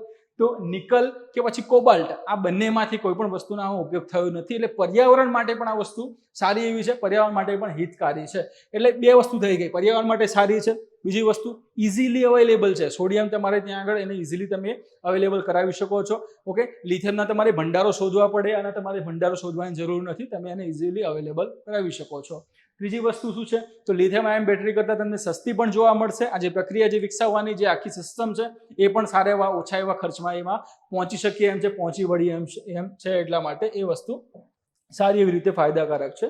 અને અહીંયા જે વાત કરી કે એમાં સાવ ખાલી એટલે કે સાવ ડિસ્ચાર્જ થઈ ગયેલી સ્થિતિમાં પણ તમે એનું પરિવહન એક જગ્યાએથી બીજી જગ્યાએ કરી શકો છો, એનાથી કોઈ પણ તે નુકસાન થશે નહીં. લાસ્ટ જે વસ્તુ છે LIBs એટલે કે લિથિયમ આયન બેટરીઝ કરતા સોડિયમ આયન બેટરીઝ જે છે એનો ખર્ચ કેવો છે? આપણને ઓછો જોવા મળે છે, એટલા માટે પછી વધારે એની મહત્વતા અહીંયા ઊભી થાય છે. કઈ જગ્યાએ ઉપયોગ થશે? તો કે EVsમાં એનો ઉપયોગ થઈ શકે છે, ઇલેક્ટ્રોનિક વ્હીકલ્સ આપણે જે કહીએ છીએ એની અંદર આનો ઉપયોગ થઈ શકે છે. ગ્રીડ છે તો ગ્રીડની અંદર એનર્જી સ્ટોર કરવા માટે પણ આનો ઉપયોગ થઈ શકે છે, અને ગામડાઓ જે વિસ્તારો છે ગામડાઓના વિસ્તારોમાં વીજળીકરણ કરવા માટે પણ આનો ઉપયોગ ત્યાં થઈ શકે છે, બરોબર. ગ્રીડમાં કઈ રીતે? તો ગ્રીડમાં તમને ખબર હશે કે અમુક હવે જેમ કે કોઈ પ્લાન્ટ આવેલો છે, એ સોલાર પ્લાન્ટ મોટા એવા પ્રમાણમાં ત્યાં આગળ હોય તો એમાંથી જે પણ વીજળી ઉત્પન્ન થતી હોય એનું તે જ સમયે એ દિવસ દરમિયાન જો વપરાશ થઈ જતો હોય, બરાબર, તો એ વસ્તુનો કોઈ વાંધો નથી. પરંતુ વપરાશ થયા બાદ પણ કોઈ એવી એનર્જી વધે છે જેને રાત્રિ દરમિયાન તમે યુઝ કરી શકો છો, તો એને સ્ટોર કરવા માટે પણ આવી સોડિયમ આયન બેટરીઝનો તમે ઉપયોગ એમ કરી શકો છો, બરોબર. તો એટલા માટે આ વસ્તુ ચર્ચામાં છે ને આપણે એને ધ્યાનમાં લીધેલી છે. નેક્સ્ટ ક્વેશ્ચન છે, ઓપરેશન ઓલિવિયા ખાલી જગ્યા દ્વારા હાથ ધરવામાં આવ્યું હતું. ઓપરેશન ઓલિવિયા છે એ ખાલી જગ્યા દ્વારા, એટલે આપણે કહી શકીએ કે કોના દ્વારા એને હાથ ધરવામાં આવ્યું હતું. તો એમાં 4 ઓપ્શન તમારી સામે છે. પહેલો ઓપ્શન છે ભારતીય સેના, બીજો છે ભારતીય વાયુસેના, ત્રીજો છે ભારતીય નૌસેના, બરાબર, અને ચોથો ઓપ્શન છે ભારતીય તટરક્ષક દળ. ઓકે, અહીંયા જવાબ તમારો શું આવશે? ડી જવાબ આવશે, ભારતીય તટરક્ષક દળ. ઓકે, ICG તરીકે જેને આપણે ઓળખીએ છીએ, ઇન્ડિયન કોસ્ટગાર્ડ. ઓકે, ICG દ્વારા આ ઓપરેશન ઓલિવિયા જે છે એ હાથ ધરવામાં આવ્યું હતું. હવે ઓપરેશન ઓલિવિયામાં તમે જોઈ શકો છો એ પ્રમાણે કે આ જો ત્યાં કોસ્ટગાર્ડના જવાનો છે, આ કાચબા ત્યાં આગળ રહેલો છે એમાં. ઓકે, તો ખાસ કરીને ઓલિવ રિડલી કાચબા સાથે સંબંધિત છે. આ જે તસવીર છે પ્રતિકાત્મક તસવીર છે, બરાબર. ઓલિવ રિડલી તમે કાચબા જોવા જાઓ તો ખૂબ જ નાના નાના તમને કાચબા જોવા મળે છે. ઓકે, તો એની આપણે આમાં વાત કરવાના છે. નેક્સ્ટ સ્લાઇડ ઉપર એને ડિટેલમાં આપણે આપેલું છે, તો એના ઉપરથી જ આ વસ્તુ હું તમને સમજાવવાનો પ્રયત્ન કરીશ.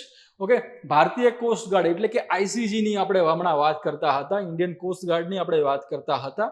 તો એમાં એના વાર્ષિક મિશન જે છે, વાર્ષિક મિશન નામ શું છે? ઓપરેશન ઓલિવિયા. એટલે કે દર વર્ષે આવું ઓપરેશન ચલાવવામાં આવે છે, એટલા માટે એને વાર્ષિક મિશન કીધું છે.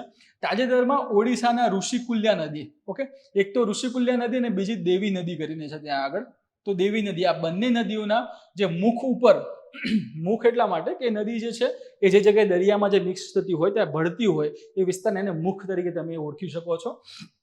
તો એના મુખ ઉપર 6.98 લાખથી વધુ ઓલિવ રીડલી કાચબાઓને સુરક્ષિત રાખવામાં મદદ કરી હતી. કોણે? તો કે આઈસીજીએ. એટલા માટે આઈસીજીએ અહીંયા ચર્ચામાં આપણને જોવા મળેલું છે. ઓકે, અને અહીંયા જે વાત કરી છે 6.98 લાખ, તો આ રેકોર્ડ છે. આ એક રેકોર્ડ બન્યો અત્યાર સુધીમાં આઈસીજી દ્વારા. આજે અલગ અલગ દર વર્ષે આવા જે વાર્ષિક મિશન જે કરવામાં આવતા હતા એમાં જેટલા પણ કાચબાઓને એને સંરક્ષિત કરવામાં, સુરક્ષા આપવામાં જે ભાગ ભજવ્યો છે એમાં સૌથી વધારે કાચબાને આ વખતે એમને સુરક્ષા પ્રોવાઈડ કરી છે. જે આંકડો જે બને છે 6.98 લાખ, એટલે એ વસ્તુ ધ્યાનમાં રાખવાની આપણે બને છે. ઓકે, આ ભારતીય કોસ્ટ ગાર્ડની એટલે કે આઈસીજીની એક મહત્વપૂર્ણ પહેલ છે જે દર વર્ષે નવેમ્બર થી મે દરમિયાન હાથ ધરવામાં આવે છે. તમને હમણાં વાત કરીએ એ પ્રમાણે કે વાર્ષિક રીતે આ ઓપરેશન કરવામાં આવે છે. નામ શું છે? ઓપરેશન ઓલિવિયા. ઓકે, કયા સમયગાળામાં? દર વર્ષે તો કરીએ છીએ, પણ સમયગાળો કયો, કયા કયા મહિનાથી કયા મહિના સુધી? તો કે નવેમ્બર થી મે મહિના સુધી આ ઓપરેશનને ધ્યાનમાં લેવામાં આવે છે, હાથ ધરવામાં આવે છે, જેનો ઉદ્દેશ્ય ઓલિવ રીડલી કાચબાઓ માટે ખાસ કરીને ગહીરમાથા બીચ, બરોબર, આ ખૂબ જ ફેમસ એવું બીચ તમને જોવા મળશે. ગહીરમાથા બીચ અને ઓડિશાના આસપાસના દરિયાકાંઠાના વિસ્તારોમાં સુરક્ષિત ઈંડા મૂકવાના સ્થળો સુનિશ્ચિત કરવાનો છે. તો આ જે સ્થળોની વાત એને કરેલી છે એને હું તમને જાણકારી આપી દઉં. તો આ જે કાચબાઓ છે હજારો કિલોમીટરનું ત્યાં આગળ અંતર કાપીને આ જગ્યાએ ગહીરમાથા બીચની વાત કરીએ, ઓકે, ઋષિકુલ્ય અને દેવી નદીના મુખની વાત કરીએ, તો આ જગ્યાએ હજારો કિલોમીટરનું અંતર કાપીને ત્યાં આવે છે. આ તમે જોવો છો એ પ્રમાણે કે આ જો માટી ઉપર આવતા તમને જોવા મળે છે, બરોબર, અને આવ્યા બાદ એ નેસ્ટિંગ કરે છે. નેસ્ટિંગ એટલે કે ઈંડા મૂકવાની પ્રક્રિયા કરે છે. તો આ સમયગાળો જે વાત કર્યો છે નવેમ્બર થી મે દરમિયાનનો જે સમયગાળો છે એમાં અઢળક આવા, એટલે કેટલા, અહીંયા તમે આંકડો આપેલો 6.98 લાખ જેટલા કાચબા અહીંયા આગળ આવ્યા છે અને એમણે નેસ્ટિંગ કર્યું છે, ઈંડા મૂકેલા છે, બરાબર. ઈંડા મૂકીને પછી આ જે પ્રક્રિયા પૂરી થાય એના પછી એ પરત ફરતા હોય છે. જેમ એના બચ્ચા નીકળે એ પણ પછી દરિયામાં પછી ભળતા હોય છે. ઓકે, તો એ આ બધી વસ્તુ જે હતી. તો હવે વસ્તુ કઈ આવે, દરિયા કિનારાનો વિસ્તાર છે, કાચબા ત્યાંથી આવી રહ્યા છે, તો એ વિસ્તારમાં કોઈ માછીમારી કરતું હોય તો માછીમારની જે જાળમાં પણ આવા કાચબા ત્યાં ફસાવાની શક્યતા અથવા તો એનાથી આનું નુકસાન થવાની શક્યતાઓ રહેલી છે. એટલે એ જે પણ વિસ્તાર છે એ વિસ્તારને સુરક્ષા પ્રદાન કરવાની છે. એ વિસ્તારમાં માછીમારીને પ્રતિબંધિત કરવામાં આવશે. બીજી કોઈ પણ એક્ટિવિટી ત્યાં થતી હોય તો એને અટકાવવામાં આવશે, અને એ અટકાવવાનું કામ જેણે કર્યું છે એ આઈસીજી છે, ઇન્ડિયન કોસ્ટ ગાર્ડ. ઓકે, તો એટલા માટે આ વસ્તુ ચર્ચામાં ત્યાં રહેલી છે. આ તમે જુઓ છો એ પ્રમાણે નેસ્ટિંગ એને કરેલું છે, ઈંડા ત્યાં એને મૂકેલા છે. આ કામગીરીમાં 24 કલાક પેટ્રોલિંગ કોણ કરશે? તો કે આઈસીજી કરવાનું છે. હવાઈ દેખરેખ કરશે. સ્થાનિક ભાગીદારી સાથે ગાઢ સંકલનનો સમાવેશ થાય છે જેથી કાચબાઓને તેમના સંવર્ધન ઋતુ દરમિયાન સુરક્ષિત રાખી શકાય. હમણાં તમને વાત કરીએ એ પ્રમાણે કોઈ વ્યક્તિની ત્યાં આગળ કોઈ પણ પ્રકારની ત્યાં આગળ હલચલ નહીં હોય, કોઈ માથાકૂટ ત્યાં આગળ નહીં હોય. કાચબાઓ કે તમારે આવો શાંતિથી ઈંડા મૂકો, મોજ કરો અને આરામથી જાઓ, બરોબર. તમારી સુરક્ષા માટે સેના ઉભેલી છે, બરાબર. તો ફક્ત ને ફક્ત ભારતના નાગરિકો, ભારતના વ્યક્તિઓને જ સેના નથી સુરક્ષા આપતી, પરંતુ આવા સજીવોને પણ સુરક્ષા આપે છે. એ વસ્તુ સારી એવી આપણે કહી શકીએ.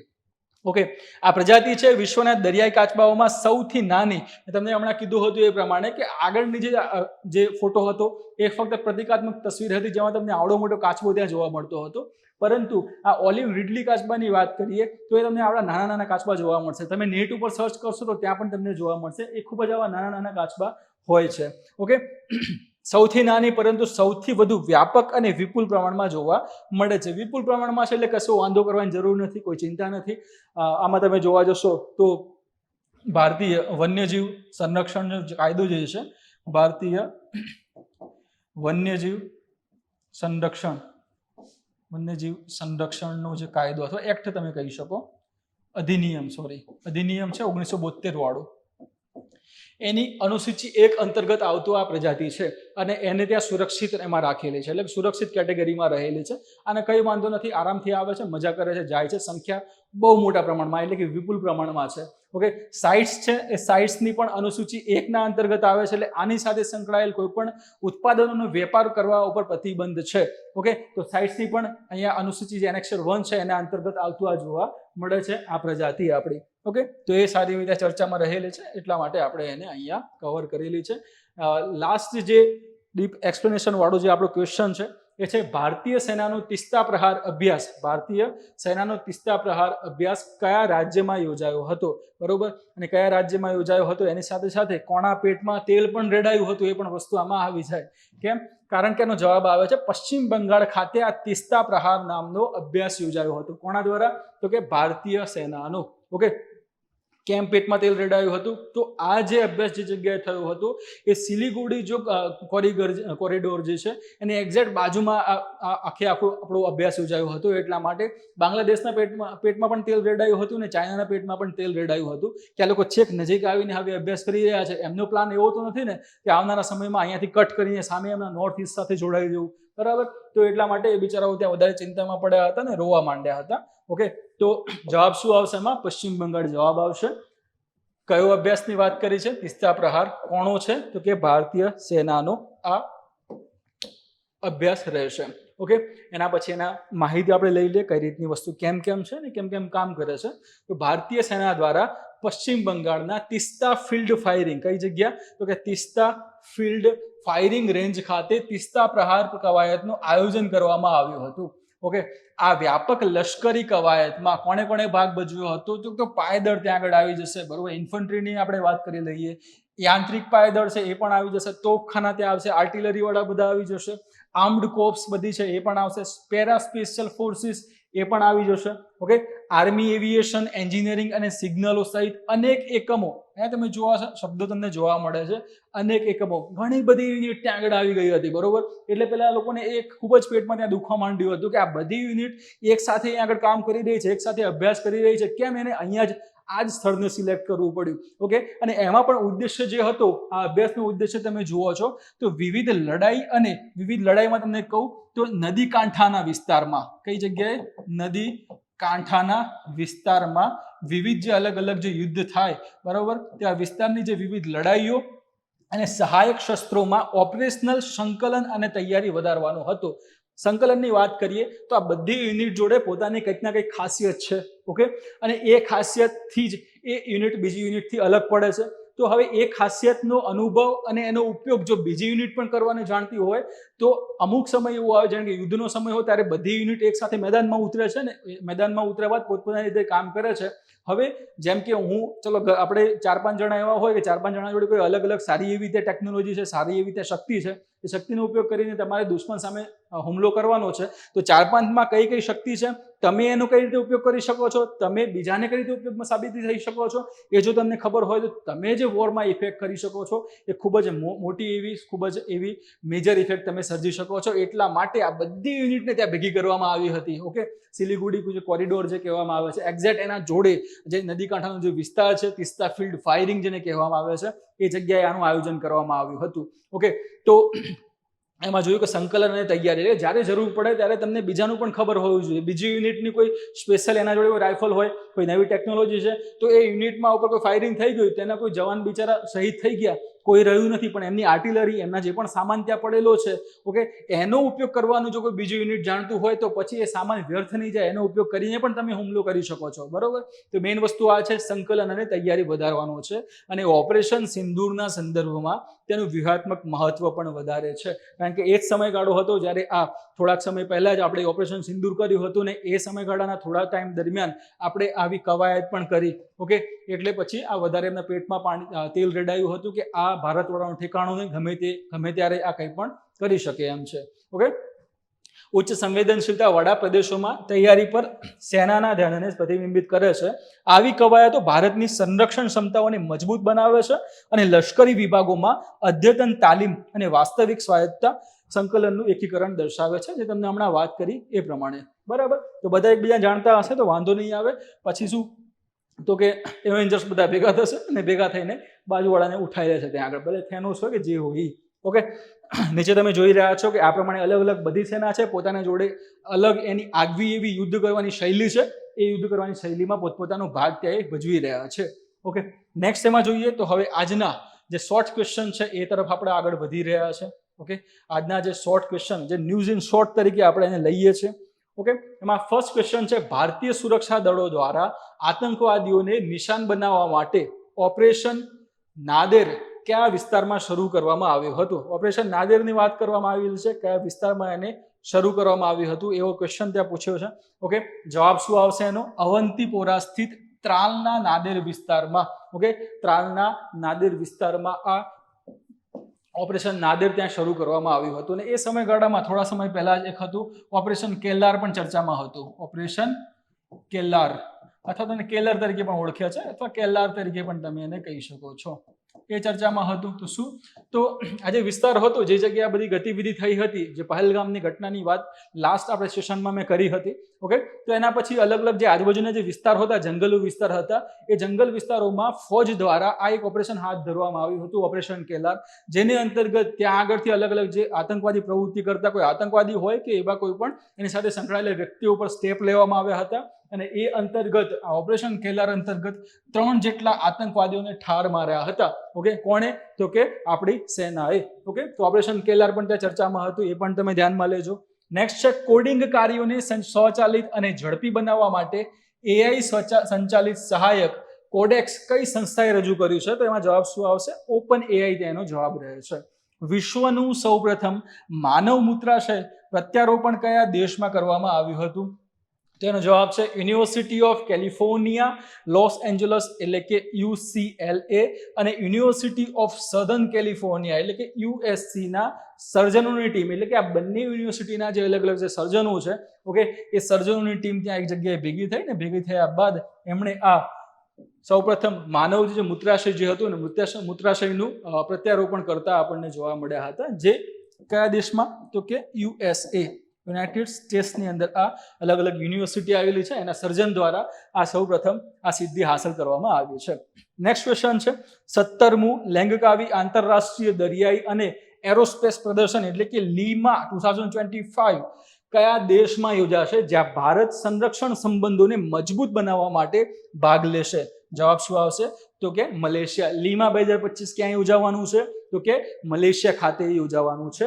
નેક્સ્ટ ક્વેશ્ચન છે રિલાયન્સ પાવરે ખાલી જગ્યા દેશમાં ત્યાંનો સૌથી મોટો સૌર ઉર્જા પ્રોજેક્ટ સ્થાપવા GDL સાથે હસ્તાક્ષર કર્યા છે. તેનો જવાબ શું આવશે? ભૂટાન. ભૂટાન દેશની અંદર રિલાયન્સ જે પાવર જે છે એ ભૂટાનનો સૌથી મોટો જે સૌર ઉર્જા પ્રોજેક્ટ છે એ ત્યાં સ્થાપવાનું છે. અહીંયા તમે જોજો રિલાયન્સ પાવરની વાત કરેલી છે. રિલાયન્સ પાવર એ મુકેશ અંબાણીની કંપની નથી, એ અનિલ અંબાણીની કંપની છે. ઓકે, તો આ અનિલભાઈની, ઓકે, મુકેશ અંબાણી અને અનિલ અંબાણી જે બંને ધીરુભાઈ અંબાણીના સંતાનો છે, એમાંથી મુકેશ અંબાણીને આપણે સારી રીતે ઓળખીએ છીએ, બરાબર.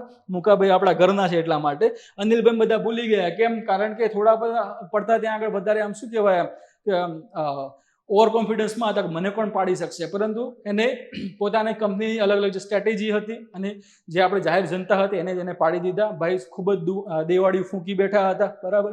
એના પછી અમને પાછી હવે ઊભા એ ધીમે ધીમે થઈ રહ્યા છે. તો અહીંયા કોણ આવશે? અનિલ અંબાણીની આ રિલાયન્સ પાવર નામની કંપની છે, આમાં મુકેશ અંબાણી નહીં આવે. ઓકે, તો આપણો આ લાસ્ટ ક્વેશ્ચન હતો. એના પછી લાસ્ટમાં આપણે પૂર્ણાહુતિ તરફ આપણે આગળ વધીશું, બરાબર. વિડીયો સારો એવો લાગ્યો હોય તો ખાસ કરીને લાઇક કરવાનું ભૂલતા નહીં. લાઇક કર્યા બાદ કોમેન્ટમાં તમારો કોઈ પણ પ્રશ્ન એવો હોય તમે કોમેન્ટમાં ત્યાં જણાવી શકો છો, એનો જવાબ હું તમને આપીશ. ઓકે, અને ખાસ હજુ સુધી તમે જો ધ એરા સિવિલ સર્વિસીસની આજે યુટ્યુબ ચેનલને સબસ્ક્રાઇબ નથી કરી તો સબસ્ક્રાઇબ કરવાનું ભૂલતા નહીં. સબસ્ક્રાઇબ તમે કરી દેજો ને સબસ્ક્રાઇબ કર્યા બાદ બાજુમાં જે બેલ આઇકન જે ત્યાં આગળ તમને બતાવશે એના પર તે બેલ ત્યાં મારી દેજો. ટૂંકમાં ત્યાં આગળ તમે એના પર ક્લિક કરી દેજો, જેથી કરીને આવનારા સમયમાં જે પણ નવા વિડીયોઝ આવે છે એની માહિતી તમને મળી રહે. ખાસ કેટલા માટે કે આ વીકલી આપણે પ્રોગ્રામ ચાલુ કરેલો છે. સાયન્સ, ટેકનોલોજી અને એન્વાયરમેન્ટમાં જે પણ ઘટનાઓ બનેલી છે, જે કરંટ અફેર્સ જે ઘટેલા છે, એને એ કરંટ બેઝડ જે આખી વસ્તુ જે આવે છે સારી એવી રીતે એનાલિટિકલ વેમાં જે પ્રદર્શિત કરવાનું જે કાર્ય અથવા તો જે આખી જે સિરીઝ જે ધ એરા દ્વારા શરૂ કરવામાં આવે છે, તો એને સંપૂર્ણ રીતે આમ તન અને મનથી, ધનથી તો આપણે નથી કહેતા તમને, બરોબર, તો એ પણ આપો તો એ કંઈ વાંધો નથી. તન મન ધનથી સારું એવું સપોર્ટ કરજો. તમારા જે ફ્રેન્ડ્સ જે તૈયારી કરી રહ્યા છે અને આ લિંક ત્યાં શેર કરી દેજો. એને પણ કહેજો કે વિડીયો જોજે ભાઈ, સાયન્સ એન્ડ ટેકનોલોજીમાં અને એન્વાયરમેન્ટમાં કંઈ વાંધો નહીં આવે. ઓકે, મળી હવે નેક્સ્ટ ટાઈમ નવા સેશનમાં નવા કરંટ અફેર સાથે. ત્યાં સુધી જય હિન્દ, જય ભારત.